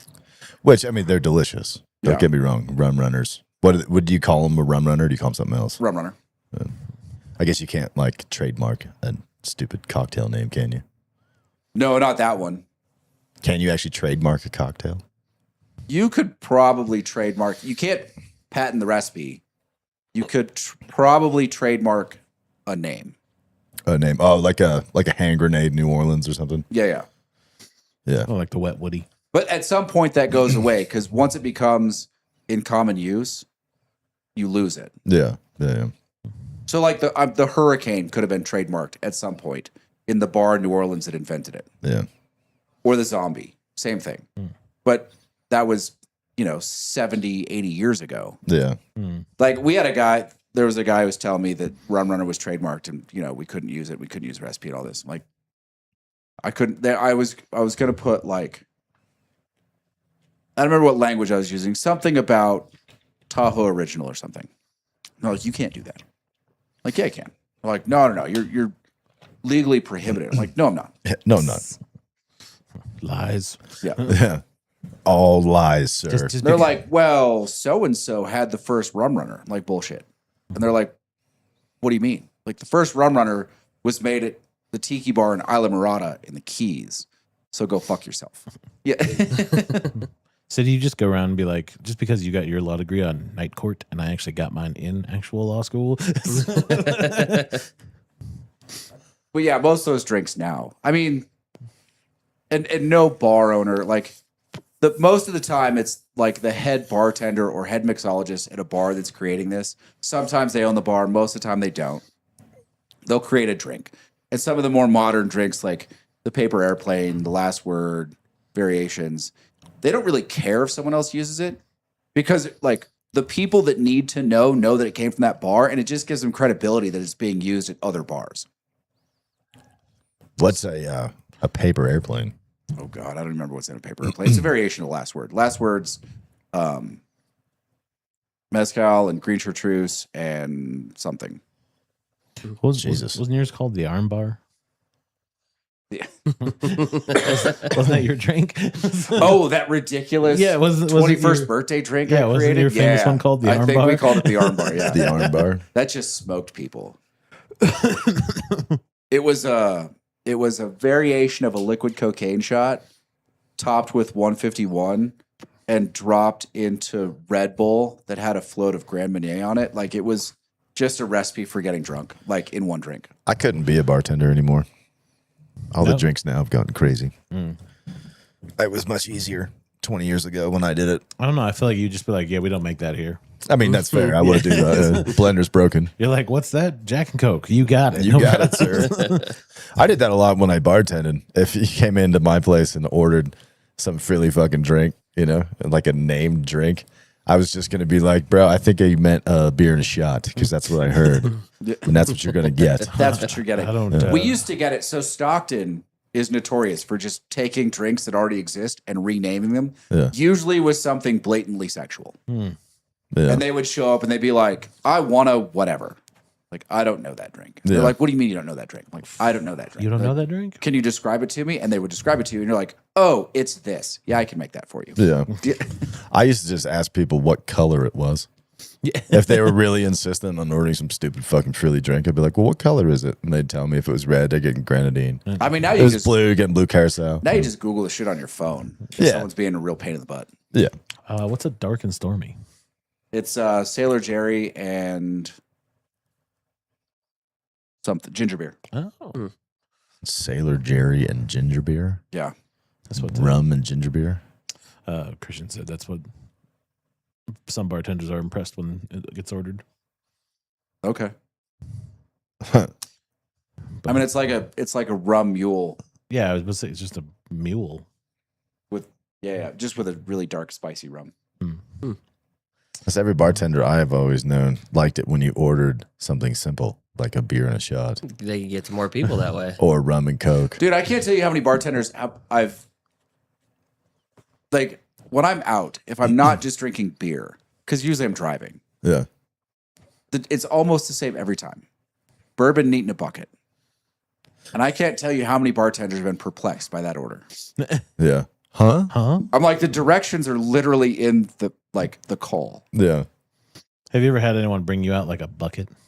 No, I have had people like I've asked for bourbon neat in a bucket and they poured me a shot. And I used to just look at them like, hey, can you hand me that cocktail glass right there, like the tall standard issue casino glass? They're like, yeah, and I'll just take it and dump it in there. Here you go. Yeah. Thank you. If you ordered it in a bucket, I'd bring out one of those ice buckets. Be like, all right, there you go. That's what you ordered. But like, I couldn't bartend at places like where you worked. I couldn't do like club bartending. I liked hole in the wall, like rough joints, because you could say anything, and if something happened, you could just kick everybody the fuck out. Bars. We got away. I mean, we did pretty much whatever we wanted in the club. I got like the one that we probably should have gotten in trouble for and never did. And I worked at a couple places that did this. But it's so busy. You get like, if they come up and they order their drink, like you just order and then you make the drink, whatever. And then the next person, even if they're all together, like you're going to give them separate tickets because they're ordering separately. But if one person walks up and orders like 12 drinks, right? They're like, I'm going to need 4 Long Islands and 2 Blue Hawaiians and whatever. You make it all up. And then the whole group pulls out a card. Like they're all going to pay for their drink individually. I've worked at like 3 different clubs because there's 40 people behind them waiting for drinks. We had license to just take a card and say, Google Venmo. Yeah. You should carry cash. Well, my favorite people to bartend for were always bikers. They were the best. I love when I had the bikers at El Dorado. Yeah, they were the best. They were amazing. They were always the best, dude. Why is that? They freaking drink simple shit. It's always beer, whiskey, cokes, shit like that, shots. It's all simple fucking shit. And they tip great. Okay. Nobody tips as well as fucking bikers do. I swear to God, dude. When they're on like a rally and they come into your bar for like an hour and a half, 2 hours or whatever, for like a stop, they will drink a shitload. They will have a great time and they will tip the living crap out of you. Yeah. I made a ton of money off those guys over the years. Yeah, they're the best. Like I remember when I first started bartending, I was literally stalking the bar, so I wasn't looking behind me. And in like the 2 minutes that I was down there stalking shit, loaded. like 50 fucking bikers showed up and with their fucking old ladies, you know what I mean? There's just a shitload of people. And I was just like, oh fuck. And they all laughed. And I was just like, all right, how many rum and cokes? how many Jack and Cokes? Hands go up, and I just count like 8, 10. How many beers? You know, like how many Coors Lights? Hands. Yeah. And I just started pulling them out and just throwing them on the counter. Yeah. And I freaking went up to like the vice president later, and I was just like, so I kept track of that, but I didn't charge anybody. He's just like, don't worry about it. Yeah. He's like, we'll take care of it. Yeah. And they fucking did, man. I had a huge tab. They fucking paid it, and they fucking left me with like a $400 tip. Yeah. Damn. They don't want to lose their privileges, and they don't want to get a bad name. No. And if you don't treat them like assholes, they won't treat you like an asshole. Yeah, no, they're the best. They're like, I showed up and I was all dressed like fucking wearing like slacks and a button-up shirt and shit. And I show up to like a biker rally. I was like, oh fuck, Yeah. We're doing something different today. doing something different today. Just take your tie off. No, I used to And love then- bartending for those guys. Yeah, they were great. Yeah, except like I was fucking hammered by the time I left because they all wanted to get into like drinking contests. Yeah. Who could chug shit faster, you know? And I was pretty good at it. So like I did it once and I beat somebody and they were like, oh no, you got to try the bartender, you know? Dude, we used at Slow Brew that used to happen, and we had the one guy who could do like the man show thing, like just open up his throat and dump it down. I'm not that good. I can't do that. Like we would just call that guy over, like, Yeah. I can beat most people, but if one of those guys is there, then I'm not fucking, I got nothing to do with that. I got to Yeah. swallow. yeah. I can't just open up the throat and be like, done. Although I do like doing the chugging out of a bottle Yeah. because a lot of people don't know the trick to chug out of a bottle. The spin. No, you get a bendy straw Oh, that one. Oh, and you put the straw in and bend it over the neck so it has an air vent. Yeah. And then it just, I was watching a Chuck straight video down. where a guy did that with a whiskey bottle. yeah. I'm like, that's a Oh. lot. And he just downed the whole thing. I'm like, damn. I couldn't do that. No, not even at my height of drinking. There could was I a do that. point where we realized the spin was also effective for drinking, because when you're batching stuff out, you'll grab bottles by the bottom and just take them and spin them, and they just dump super fast. And then at some point you have that realization, you're like, oh. I could drink that way. Yeah, you just like make a little tornado in the bottle and it You just just all comes spin out it? super fast. Yeah. I've never tried that. I'm gonna have It's to. effective. Yeah, I'm gonna have to try that. Well, it Next does time. the same thing as a straw. Like it just creates an internal air vent. Yeah, and then well, it's gonna be probably a couple months before I have a drink again. But when I do, you'll have to remind me to try that. What do you guys think of the whiskeys? I'm thinking 1, 3, 2. Yeah. Yeah, because for some reason in my mind or on my palate, this one overpowers all three. And if you go from this one straight to this one, there's a weird funk. One overpowers or three overpowers? One overpowers. So, Blomberg. Yeah. It's the spice. I think it's higher rye than any of the rest. I like number 3. Number 3 is really good. Yeah. I give that. But if you go from 1 to 3, it just blows it out of the water. Blows it out. I'll have to try this here. Uh-oh. He's doing tasting experiments now. Yep, Uh-oh. it's going from 1 to 3. I mean, I really like the H. Taylor barrel proofs. I think three is probably the best, but I've been giving them space. I haven't been going one to the next to the next. Well, I gave him space first, and then I did the 1 to the next. I don't know. See, there's something in 3 I like more than I like the 1. There's Okay. a little off note in 1 that I don't like as much as I like the 1 and 3. Fair enough. So it's 3-1-2 for me. What are they? I don't even remember. One is the Bomberger's Declaration. It's 108 proof. Yeah. It's a Michter's LE. Mhm. 3 is the E.H. Taylor barrel proof from the first part of the year. Yeah. And what's 2? Don't know yet. Oh, Mystery. Did we just lose a camera on Casey? No. no. The shorts camera? No. Oh, maybe. Oh, Oh, did it? probably. He's Oh. still using that 32 gig card. I thought I grabbed the other one. No, you handed me a 32. Damn it. What size card is it? Because I got a bunch of them at the house. It's just a standard SD card. Oh yeah, I got it. I think I have some 64s. He needs a 64 to get through the 64, yeah. show. Pretty sure I got a couple of them at the house. Yeah. Thought I grabbed the bigger one. Just remind me, sir. I thought we had the Oh my God. 128s. We Oh, had we did so too. I think I told you a little about this. James and Wanda were here. Oh, We were gone. how are they? They're good. Fuck you. I started to give James some shit because he posted like interested in this Kamala Harris event. And I was like, what? You got to stop, man. You got to let that go. Like, you're going to have to move on. And he's like, well, I'm like, dude, the single best way to guarantee a Republican is in the White House after Trump is running Harris. Like, you need to let that go. There's no way she'll get the nomination. Unknowingly, I think I bothered his girl a little bit. Lane, that wouldn't be the first time you pissed off some dude's old lady. Well, because she was like, she looks at me and she's like, what's wrong with Harris? I was like, a lot, a substantial amount. Yeah. You're like, everything? Yeah. Many things. Many things. But she goes, well, let me tell you. She just didn't have enough time.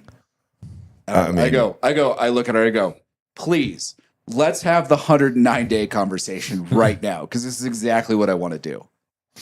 And she's like, well, do you think that was enough time? And I go, I think that was way too much time. She goes, what? I go, the peak of her polling was 3 weeks after she announced, and it was all downhill from there. It's all downhill from there. And she goes, are you sure? And I go, I'm sure. Do you know what happened at the 3-week point of her campaign? And she goes, no, I don't know. I go, she started talking. She took interviews. Started giving interviews. Yeah. And everyone was just like, Everyone went, oh, that's right. Oh, yeah. Nope. They won't give her the nomination. No, I don't think so either. But I think It's people are better off. It's probably going to go to Gavin Newsom. You think so? Yeah. I think it's going to be Shapiro out of Pennsylvania. Could be. I'm waiting for that other factory to shut down in California to see if gas goes up. Yeah. Gas will go up no matter what fucking happens. Yeah, but that other refinery is supposed to shut down. It's the only one that makes a California premium. No one else does. So they got to start importing it from like South Korea or something. That's California gas now, though. They don't get gas from the rest of the country. They import it. Yeah, that's ridiculous. Or they make it. That's ridiculous.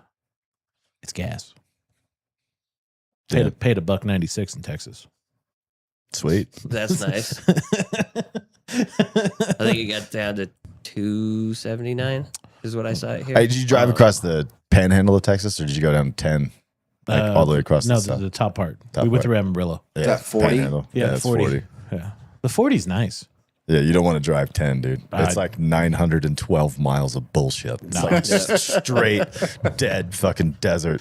You know? We took the 40. It took me to Buc-ee's. That's all I wanted to go to. That was Buc-ee's is great. Dude, Buc-ee's is fantastic. I want to go back. Once you get the Bucky Nuggets, I have 2 bags. So good. Did you see the wall of jerky? Dude, the wall of jerky is fantastic. Did you pick a winner? Oh, was it Bohemian garlic? I think is the answer. Not sure I would have made that choice, but The cherry maple was good too, though. So don't get me wrong. These are all jerky flavors. Yeah, there's like 15 on this fucking wall. What's the difference between garlic and Bohemian garlic? I don't know. Okay. One has more spice. I don't know. It was the recommended one. The guy was like, "Trust me, this is the one we sell the most of." And I was like, "All right, you know what? I'll take the one you sell the most of. Must be good." One leads to a rhapsody. We're gonna need to send Christian on a mission. There's some Bohemian garlic jerky. Yeah, I should have brought some back, but it was really good. So about to But say, you ate it. Is Yeah. he next to a Buc-ee's? I don't know. Buc-ee's are all over the place over there. Yeah, There's like 15 in Texas. fair. So yeah, the closest one for us is in fucking Colorado. We need one out here then. It's 1,000 miles away. I mean, I'm sure at some point they'll start buying out one of the stations across 80, Yeah. and there'll be like 5 of them out of nowhere. I'm fine with I this. mean, that'd be good. I mean, they Buc-ee's is just the best, opened dude. another Buc-ee's is Mavericks. where it's that- at. They got Down tons there. of food and clean bathrooms. Like, Dude, the food was so good. Yeah. The number of Did you gas check out- stalls that he said this Buc-ee's had was 250 gas did you pumps. check out the Whoa. bathrooms? Oh, fantastic. Yeah, it's the best part about Oh, Buc-ee's. it was 5 stars. Yeah. Certified fresh. They're amazing. Gives loves competition, that's for sure. I don't ever think I've been in a Love's bathroom. Love's bathroom has a smiley face, a neutral face, and a frowny face to tell you how clean it was. Yeah, Fun fact, if you push the frowny face, one of the guys has to come in and check it to clean it. really. You've done that, haven't you? I did it about 15 times. Every time we stopped, even if it was clean, I was like, Every button. nope, got to make sure it's clean. I'm sorry. dick. The worst was this one we stopped at in like, it had to have been right as you get to New Mexico or right as you get out of Arizona, like right before you get to New Mexico. But it was this big truck stop, and we stopped there because it was 11:40, and we was like, all right, we just need gas. None of the pumps worked at all. They all were like, you have to go inside. Our card readers are broken. So we go inside, and this is like the shittiest truck stop gas station I've ever been into because it was just this huge warehouse that's been converted into a truck stop. And it had like a washroom with 15, 20 washers and dryers. 2 of them were working. All the rest were broken. It had a sign in front of the bathroom, which was the only part that saved it, which was there was cowboys on one side, cowgirls on the other side. And one was, if you're a cowboy, you need to stand closer because it's not as big as you think. And for cowgirls ones, it was you need to sit until the entire show's over. But we were like, all right, we're going to buy some shit. This lady goes, oh, I close at midnight.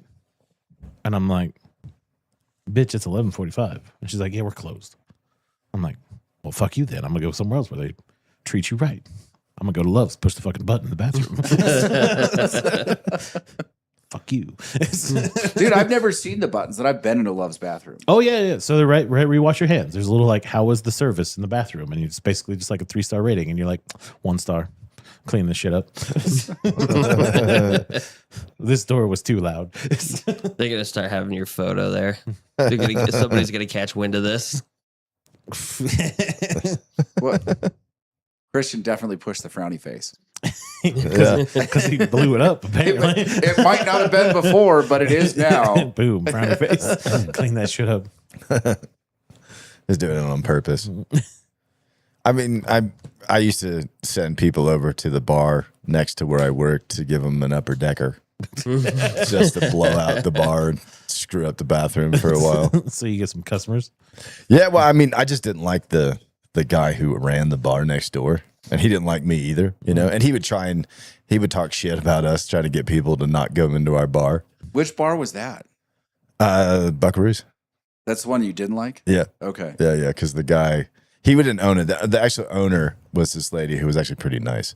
He was dating her, and he was like, and acting like the owner. Yeah, he acted like he owned the joint, and he was just a total. Were prick. you at Envy Ugly then? No, it was before that. It was Envy Ugly. Okay. It was a bar called Riches. It's Rich's Highway Bar or something? Rich's Highway Club. Yeah, it's where Envy Ugly is now. Yeah. But it was before it was Envy Ugly. It was before Doc bought it. But yeah, fucking. I used to send people over there all the time to fuck with that place. The upper decker was by far the worst. And my one buddy, who was just a degenerate, you know, and he was a big guy, you know, who liked to eat. So I imagine he's sending them a rather large upper decker. Right? He's not giving them no little rabbit turds. But I would just give him fucking like 5 beers. You know, I'd get him primed up and be like, hey, dude, go over there and give him an upper decker. He'd be like, oh, shit. He'd get all excited. I'll be right back. And he'd go over there for like 10 minutes, come back smiling and shit. He'd be like, dude, do you actually do it? He'd be like, oh, yeah. Because the first time it happened, I wasn't really serious. Yeah. I was Until just you like, realized it was a point of pride. yeah, for him. he didn't have any money, he wanted some drinks. So I was just like, all right, yeah, go next door, give him an upper decker, and I'll let you drink for free. And I was joking, you know, and he just disappeared. I didn't even pay attention. I was just like doing something else. And he left and came back, and he was just like, all right, dude. I was like, you really did it? Yeah. You know, and he was like, yeah. I was just like, seriously? Yeah. I was like, I was joking. And he was just like, oh, shit. And he's like, well, you know, it really happened. Yeah. Too Give late me the now. beers. Yeah. And then like so many people came by the bar complaining and talking shit, you know, and telling me that the guy, I won't say his name, but the guy who was running the bar was just over there fucking furious, like throwing shit, swearing up and down, you know. So then it became a thing. Yeah. Like it worked so well that I had to keep doing it. Like, oh, that's the reaction I'm going to get? Yeah. That's definitely going to be It's a thing. definitely going to keep happening now. Like if I had not gotten a response, and I would have been like, you know, worried, like, oh, maybe I'll hear about this, you know. Yeah. Like the more I didn't hear anything, I probably would have been nervous. But to get like fucking reaction right away, I was like, oh, this is happening again. Yeah. It was like once a month, you know, at least I'd send somebody over there. Jeez. That's such fun, dude. I don't miss bartending because I was a drunken degenerate for like 4 years, but I had so much fun just screwing with people, drunk idiots. Hey, are we doing the golf thing tomorrow? Yeah, why not? What else are we gonna do? Nothing. It's my Sunday. I'm gonna say I have no plans. Yeah, I mean, I'm hit balls every day, so Ooh. I went to the range today in Carson. yeah. How'd that go? It's nice. Yeah. I was like 56 I was degrees. about to say it was a nice day today. Yeah. Yeah, I was down there. I was like, you know what I'm going to do? This weather's lovely. I went and rode the motorcycle around today for about an hour. Yeah. It was that day. Yeah, it was nice. Although it's supposed to start warming up a little bit. Yes. Sweet. We've got one little storm coming in tomorrow night. Thursday. I'm all right with the not snowing. We got a decent base up there, you know. Yeah. Like it's gonna be decent for a couple weeks without any snow. I mean, Yeah. the trees will suck, but like the runs will be fine. Yeah. Yeah, but those trees need a fair bit more coverage. Yeah, they're not bad. You can see most of the hazards. Yeah. I had a couple. The little hazards are buried and the big hazards are obvious. Yeah, for the most part.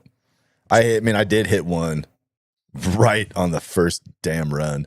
I was literally turning heel edge and just went over like a rock that was under the snow that I couldn't see. And I just heard it like funk across my edge. And I was like, oh, son of a bitch. Is that your new board? Yeah. It's not new anymore, buddy. I did that. And then like we went down the fire break and at the bottom it gets real thin. And there was just sections where like we were running over fucking trees and shit. So there's a couple of, they're not bad. You know, there's nothing like wax will take care of it. But You didn't take any real core shots? no, I didn't take any bad ones. Yeah. Nothing, I don't need to P-Tex anything.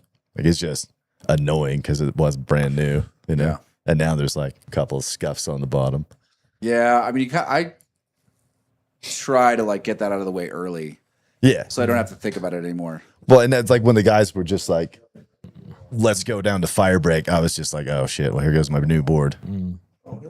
It's okay to come in here. Hold on one sec, guys. I'll get it. Sorry, bud. It's all right. Yeah, there's like a wall now. Yeah, I know the Right. wall of. But, I mean, it's a little better. We're just looking for some stogies. It's better than it used to be. Come on in, guys. Yeah. Brother. Excuse us, guys. Oh, you're fine. You're good. The cigar bar at Fucking Hammers is closed. They usually are. Well, that's it. Oh, good news to me. Yeah, go on through. You're fine. Yeah, I don't. Oh, all right. Are you guys doing a podcast? Yeah. I go, hey, We're not actually open right now, but Lane, since Lane never turns down there you a go. sale. Yeah. I guess I wouldn't either. Casey's over there, just like bad. Doesn't matter. I don't smoke them. Don't feel good afterwards. Yeah, I get that. I only smoke one. Any more than that, and it's too much for me. That one's too much for you most of the time.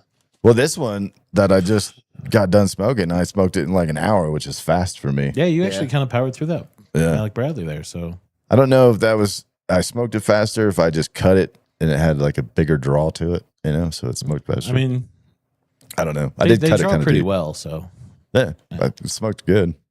But yeah, normally like that would take me a lot longer to smoke. yeah, I try and squeeze it out over the whole 2 hours. And this time, an hour. didn't last. No, I don't have any whiskey to go with it either Oh yeah, that's true. True.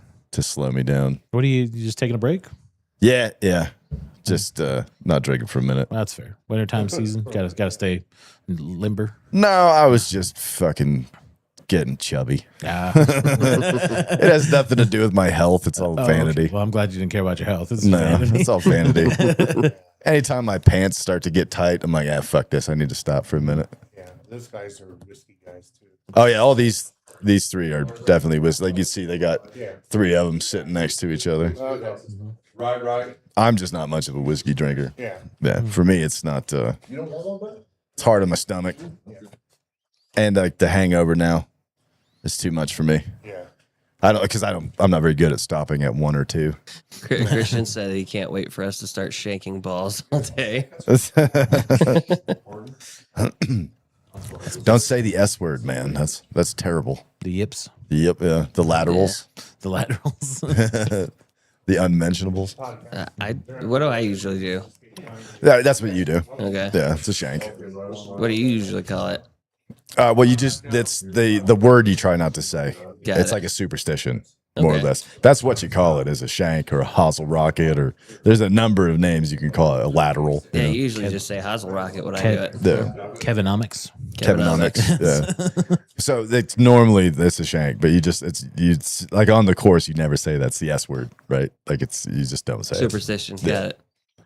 It's definitely one of those like golfer superstitions. So you talk about it after. Yeah, if you talk about it, after the fact, or you say like a hosel rocket or Right. a lateral, you just you don't, don't- say the shank. You just don't say Don't say the S word. yeah, not on the course. You can say it on the range, just not on the course. Yeah, it shifted to the right a little bit. Find a setup here. Yeah, There must have been a wind. yeah. There was a massive wind when There's I hit a it. wind.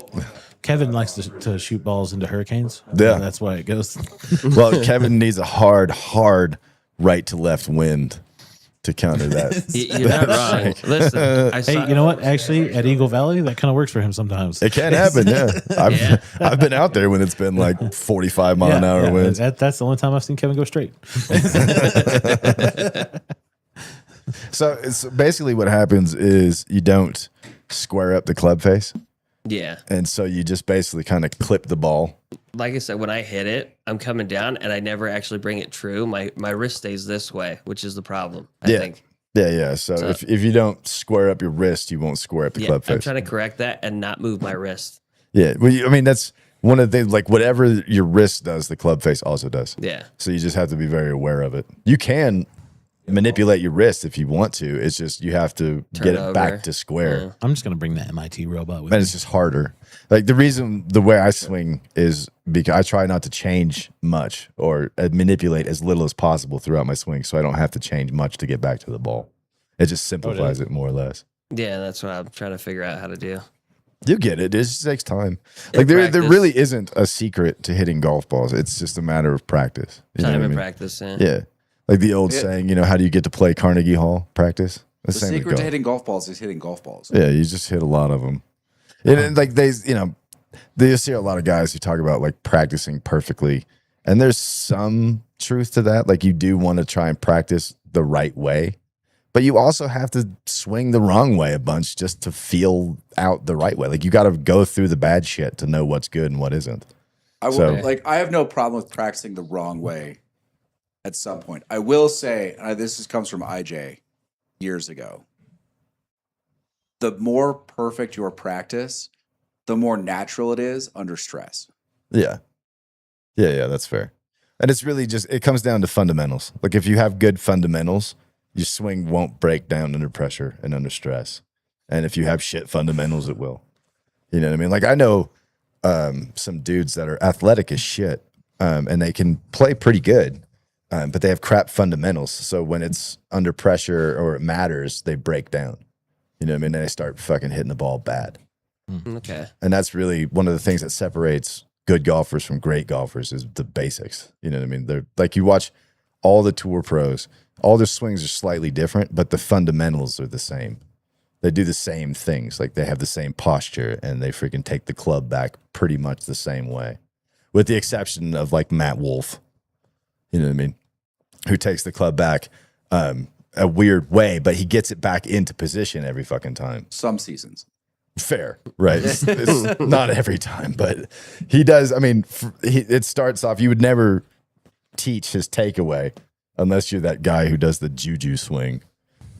Dude, that started showing up in my different feeds, Yeah. different things. The first time I saw it, I cringed. Oh, it's so bad. I was watching the thing on it today, and the guy was saying like, "These are the reasons why I do the juju swing," and it was basically what I'm saying. Not rotating the club head to keep it. And he's actually manipulating the club head in the opposite direction to make it look like he's not manipulating the club head. And it's fucking ridiculous. So he's saying like, we're doing this so we don't have to manipulate the club head, but his swing is manipulating it in the opposite direction. I mean, so he is doing this thing that he's saying he's not doing. He's just doing it in a fucking way that's not common. You know, and it like he has to do extra shit up here to get the club back to square. You know what I mean? Instead of just taking it back and coming straight back to the ball, he's doing this fucking crazy loop to get the club back down there. The only thing he is accomplishing, because he talks about easy distance, is he's creating a longer loading zone at the top. I guess it's more whippy. Yeah, that's what I'm saying. Yeah, it's well, I mean, the club head's going to be a little bit more whippy because he's got loose Like wrists. if you can't generate traditional force in the golf swing, it is a cheater mechanism to extend your loading zone Yeah, and more consistently load the golf swing. Now, there's a bunch of other shit that isn't consistent in any way. yeah, But you will load the shaft. that's fair. That whip, that big loopy whip around the top is going to load the shaft. It's a roundabout way to do the exact same fucking thing that other golfers are doing. Got it. You know what I mean? So like, it's basically just a harder way to get to the same impact position. But like Lane said, it will speed up the club head slightly compared I will to a traditional say, swing. like the one thing that pros do and really, really, really good amateurs know, because a lot of people will hit a shot and they'll go off to the right and they'll say, I didn't open the club face. One of the things the pros know differently about their swing than other people isn't when they got it right, it's when they got it wrong. They don't have to watch the ball to tell you what they did wrong in their swing. They can feel it and they know exactly what happened, generally. Most of the time. Okay. 99% of the time. Except Bryson. Well, Except for Bryson. I mean, his swing is just, it looks so uncomfortable. He's the only player I've ever seen in a tournament. He thought he pured an 8-iron, and it came up 45 yards short. Didn't he grab the wrong club or something? Or they grabbed the wrong yardage or something? No, that was everything about that was right. He just mishit it. Yeah. I mean, it happens. I think my problem is it's too quiet. What do you mean? Like, golf etiquette, you're not supposed to talk. Oh, you need some noise. It needs to be like Fallujah behind me. I was the same when I was in the rifle team. Like, I could not stand it being like, you could hear a pin drop. I was like, this irks the shit out We of me. can bring Jesse. He's almost guaranteed to talk in your backswing every time. Or Schmody. That's fine. I need that. Yeah. Like bombs going off in the background, flamethrower, jets flying overhead. I got on Schmody at one point, and he's like, well, if any of the guys are doing something wrong, like, you can just tell me. I'm like, it's not the other guys, man. You're having a full-on conversation through the entire round. Like, at no point have you stopped talking. Yeah. Through his swing, through everyone's swing. Yeah. Okay. Who's I'm like, Schmody? I talk with Casey. He's one of our Me regulars. and him bullshit around. Yeah. He's See? a really nice guy, but you will not get a word in. He'll ask you a question, you'll get 3 words out, and then he'll answer the question, like his feeling about the answer of the question before you've actually answered the question. Supposed to get him and Jesse together. Yeah. Yeah. Oh God! Oh, it would just be if you want to get kicked off a course, well, imagine it would be like a downward spiral, right? Except it would be an escalating amount of volume, right? Because like Jesse, if you get any of his family together, they're all like Jesse. Oh, really? Oh yeah, all of Oh, them. shit. And they all talk over each other. So it's like a drunk crowd, right? It Yeah. starts off at a low murmur, and then everybody's fucking yelling because they're all talking over each other. Yeah. That's what it's like. it gets like that in here sometimes. Yeah, so we should get this Jesse and Schmody guy together and just watch them. Just be like, you two have fun. You two are playing in the cart in front of us. Yeah, you two are riding You're together. your own group. You might murder somebody. It might be good. You never know. But yeah, when I taught rifle team, that was the one thing I was like, look, anybody can hit a target in the silence. But I'm like, if you can do it while there's crazy shit going on around you, you'll be a much better shooter. We used to do that. Like I used to like crank heavy metal on people when they were just about to shoot. In a way, that's kind of true. Like if you're focused on what you're doing so fucking much that you just don't hear what's going on around you, Yeah. you're probably gonna do pretty well. Yeah. You know, It worked out. like I can shut shit out because I play golf with Jesse all the fucking time. So I like, man, I just fucking ignore it. You You know? don't even notice anymore. No, I don't even hear it. You know, I mean, I've known the guy for 20-some years. Like, I don't even hear the shit anymore. That's fair. Yeah, I've heard all the stories. You know what I mean? I can pretty much predict what's going to come out of his mouth. You know? So that, like, he can just all day long in my backswing. It doesn't bother me. It's when he's silent that you're like, what's wrong with him? That's when you got to worry. Something's What's wrong. he doing now? What's he plotting? Yeah. So it's like children when there's quiet, there's something bad's happening. Well, it Yeah. depends with Jesse. Like, he can get so drunk that, like, he'll start creating fantasies in his head, and you have to be like, that's not happening right now. Like, calm down. That's not, like, no one's jumping out of the bushes after you, dude. Like, they're not trying to kill you. This is not the never-ending story. Yeah. They're doing it right around the corner. Yeah, it's everywhere around the corner. That's it, the whole world. Whole world. Yeah, everybody's Everybody's sleeping getting with some, everybody except, for him. Yeah, All right, so you're 1-3-2. Correct. You're 3-1-2. I think I'm with you. Yeah. Okay, let's see what 2 What's is. 2? Come on now. What do you think it is before I say it? I mean, it's decent. It's just I think it just is not classed. Just make the usual guess you usually make. Is it the Maker's Mark? No, 1792 is what you say. 1792. Single barrel incline pick. Oh, it was the incline pick. 98.6. Doesn't hold up well. Well, because the proof, it's getting washed out by the other two. Yeah. And there's more flavors in the other two. It's just outclassed. Yeah. Damn it. I mean, the other two are limiteds. Yeah. With more Yeah. age. And it's probably easy to get the incline pick at some point. Yeah, 1792 has sort of lost favor in the bourbon collector world. It's far more available now. Oh, All yeah. of them are. All right. why's that? I don't know. People just stopped buying it. Because they're off the It used to be all you could find was a small batch, and they do a bunch of other. They do single barrel and barrel proof and sweet wheat. The sweet wheats, although I've seen the sweet wheat on shelves again, so it's even available. Okay. people just stop being interested in like collecting it. Yeah. Do whiskey people go in like fads? Oh yeah. Yeah. Everybody does. Well, yeah, no, but like, are they like obvious? It's worse than tans. Worse than tans? Yeah. I think right now it's just it's not so much a fad. It's that for 2 to 3 years, people were collecting everything because everything was hard to get. Mm. And now there's a lot less money on the table for that. So like it's just the super collectible stuff that's hard to get. But haven't sales dropped significantly in alcohol? Yes. And Across whiskeys? the board. And Right. whiskey's not immune to that. Yeah. All the kids aren't drinking nowadays. Tequila's still showing pretty well. Really? Yeah. I wonder- Vodka's flat. Well, I mean, you know. That makes sense. Like the youngest generation hasn't.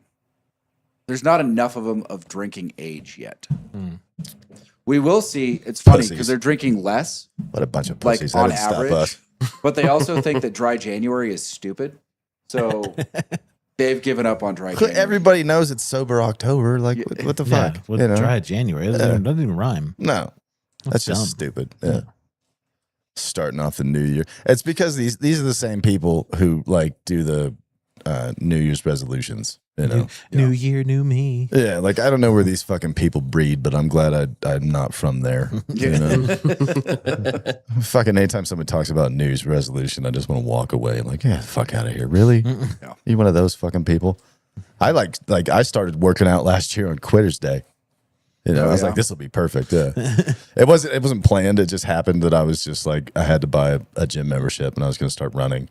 Yeah. And it was just happened to be like a week before Quitter's Day. And I was just like, oh, I'm going to hang out for a week and I'm going to start on that day. Dude, I've been doing the gym thing for way too long. Now it's just Yeah, you've been doing it for I- 30 fucking years. I noticed when I the last 12 days when I just got smoked and the only thing I can do is like ride my old spin bike in the morning or something. Like Yeah. I start to get nervy. Like, Yeah. this is bullshit.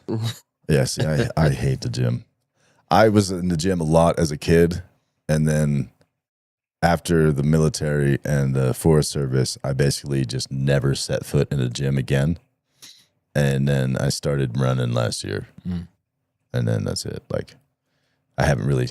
Well, for a while, I was doing push-ups and pull-ups. And I was actually got to where I was doing a shitload of them. But then I hurt my arm and I couldn't do freaking pull-ups or push-ups anymore. I started running again last season. I had about 3 years, like when I should have gotten my knee cleaned out and I just put it off. Yeah. Where I didn't run because there was a penalty to it. Yeah. Like the knee would swell.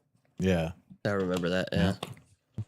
Yeah, I luckily don't have any knee problems. Like, running doesn't bother me at all. I don't now. Now it's fine. I just had to get that little piece of cartilage taken out. I mean, other than just being fucking torture, right? It doesn't bother me. Like, it doesn't hurt my legs. You know, just Just your pride. yeah. What else do you guys got?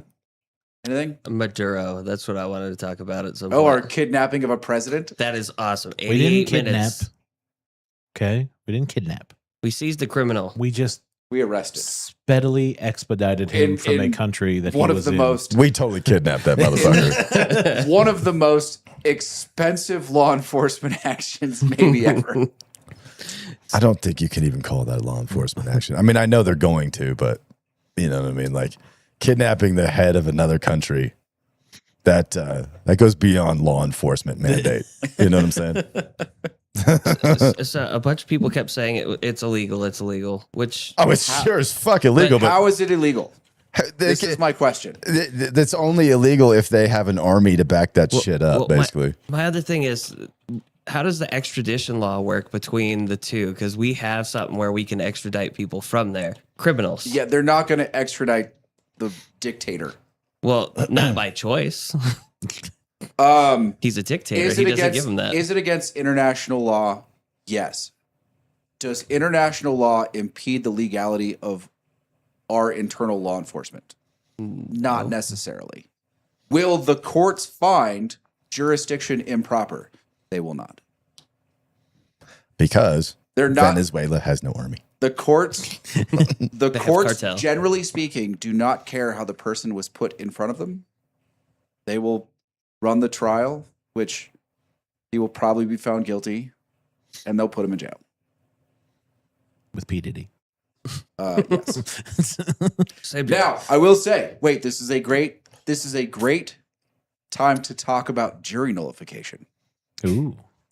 Because again, I've said this before, I'll say this again. Regardless of what the jackass fucking prosecuting attorney says in court, if they prove the elements, you are still not required to find someone guilty. In this country, you cannot punish a juror for misapplying the law, and a universal acquittal, where every juror votes to acquit, is not appealable. If the jury, Medgar Evers is the greatest example of jury nullification ever. If the jury decides that the person is improperly charged, improperly in the jurisdiction, whatever, they can all vote not guilty, and the person is not guilty, and there's nothing the courts can do about it. So he could get off? He could. He if won't gets get lucky. off. Are you fucking No, kidding me? they're gonna find him guilty, but he could get off. Okay. Well, and A jury could find him not guilty. well, and Okay. he's going to be a federal trial. I Doesn't imagine. matter. It's still a jury trial. I'm pretty sure a federal judge can overrule the jury. Nope. Not when he's acquitted. So he's too legit to Every judge can overrule a jury if they find them guilty as a matter of law.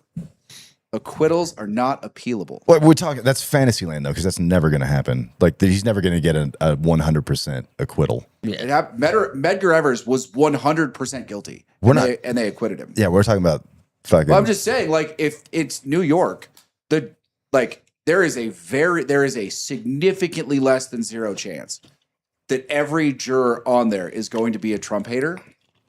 And just because they hate Trump could say he's not guilty. Now, he's been indicted a couple of times. Multiple presidents have put bounties on his head.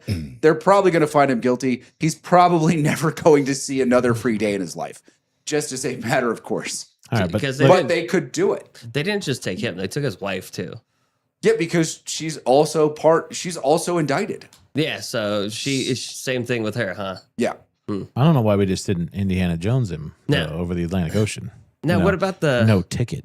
because they need the spectacle. what about the protests over there that the mayor, governor, whatever his name is, he hopped in on it too. I forget his name. I didn't though. see that.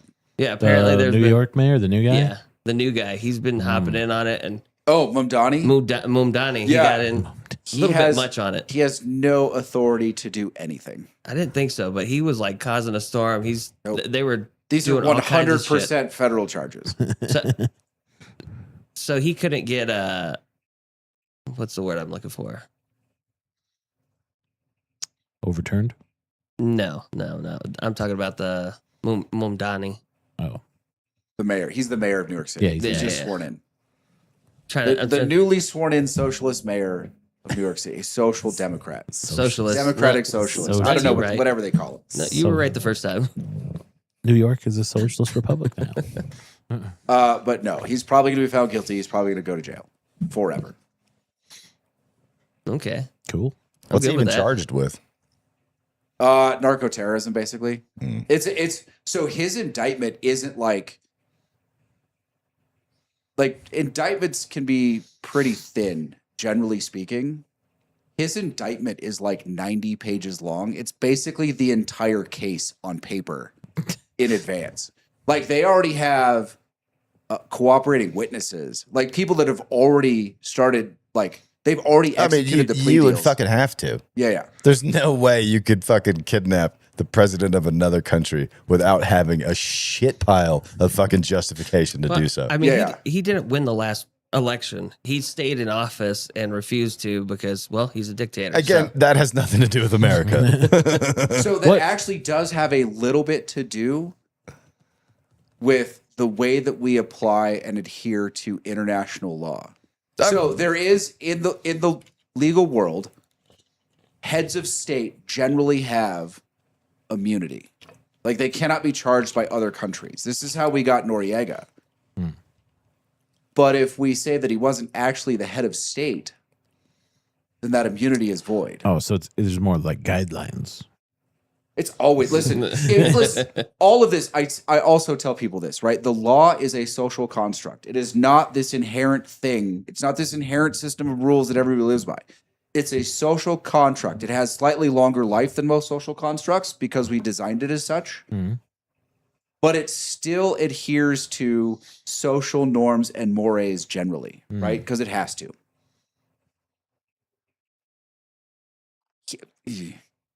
I mean, Look, it's a territory now. Just admit, Venezuela is now a territory. 51st state. They are the I mean, 51st the way state. I do enjoy it because there's one lady who everyone thought would be the next president of Venezuela who won like a Nobel Peace Prize, Yeah, and she won the presidency last time. and she didn't. She's not the person they put in place. And Yeah. they're like, why is the U.S. supporting this other person? She was loyal to Maduro, and in my head, I'm like, well, she was probably a puppet, and she's going to be loyal to whoever she thinks can do the worst thing to her, which at the moment is our slightly clown show president. and it does have something to do with Adam, because you forget there's fields and fields of freedom that needs to be liberated Underneath Venezuela? Under Yeah, Venezuela. totally. No, I which, get it. Which has our name on it. Yeah. They just didn't know that at the time. Manifest destiny. I get it, man. I totally Yeah. do. Fields of freedom, and it's about to be liberated. Don't Listen, worry about it. like my problem isn't what our country does. It's all the bullshit justifications they come up with after the fucking fact. I'd be happier if they're just like, yeah, we went and kidnapped that motherfucker. He was a bastard. So you, know what I mean? you need the Dave Chappelle presidency. I don't care. Like, I don't Anybody talk care about what they're oil? gonna do. I don't literally like all their justifications for doing so mean nothing to me. I don't care. I'd respect it more if they were just like, yeah, it was a threat. We fucked him up. As long as He we was have, an asshole, and we nullified the situation. And we wanted that oil. You know, like he fuck. kind of instigated it. He said, "Come get me." We did. Yeah, it turns around that fuck around and find out it's a real thing. And if you mean, if it's you a point your finger and you're like, "Hey, come on, America, fuck around and find out," It's- we're like, "Okay, 88 minutes there and back again." it is when you have the military force that we have. Yeah. That's the real social construct. That's true. Well, this is what I'm saying, right? Like force, like these social constructs fail at a certain point. Yeah, And generally in the current global dynamic, they fail when the United States says they fail. that's right. You know, it doesn't fail. 12 tier 1 operators and a Chinook. That point is sometimes called a bayonet. Yeah, no, that's fair. Guys heard that story about the guy who got a medal for affixing a bayonet and charging at a bear? No, Charged a bear He charged a bear with a bayonet? with a bayonet. That's ballsy. Apparently, they were doing some kind of exercise, so he didn't have any like rounds in his rifle. But this bear And a started. bear showed up? A bear started to approach like his area that he was protecting. So he affixed the bayonet and he charged at the bear. What makes the green grass grow? And I guess the guy in charge, like their lieutenant, was like, I guess we have to give him an award for that. Like, this is ridiculous. I mean, you have one big ass knife. That bear has 20. Yeah, but you know what? When you put it on a bayonet, The spirit of the bayonet is to kill. So you got to let it do its thing. that's right. You know what I mean? Like it has a purpose, and it freaking anything but that is a waste. yep. Yeah. I mean, I don't agree with the bear though. I would have gone after something else. Well, the bear came at him first. Yeah, he was just manning his post. I mean, And that's the bear decided to be like, no, it's my post now. He was like, boom, bayonet, fuck you, bear. I don't even think it would do anything. Although I saw some people get sliced with bayonets and it did some damage. We had a division change of command and they thought it would be a good idea to have the entire division out there with fixed bayonets on their friggin' rifles. And it's like 100 degrees, right? It's the middle of the summer in Kentucky. So there's just people dropping left and right with fucking blades, like open blades on their rifles, just slicing motherfuckers as they go down. There's just people bleeding everywhere, like taken into the back. There's people getting taken away on stretchers and shit. Like there's a general giving a speech on like how tough the army is, and there's just fucking people falling over and slicing their friends and shit. They were locking their legs and Yeah, overheated. lock your legs. Oh, it's pass out. hilarious, dude. We were laughing our balls off at this shit. We had one guy that we would have do it because when we were in formation for the squadron, if somebody went down, they'd basically take a break. So we'd have him lock his legs, and he would do it every time. He'd go down on purpose. Yeah, He was that guy in school that's just like, choke me out. exactly. You're like, again, dude? Fuck. You're going to start losing brain cells. Like, you don't have that many This will end up left. being a problem for you. Yeah, like, you don't have a lot to spare. All right. Anything else, guys? Nope. Nope. What, 2 hours? 2 hours. All right. That's the bottom line. They're Kevin, Casey, and Adam. I'm Lane. This is the Big Ash live stream. If you made it this far, do YouTube things. Thanks for watching.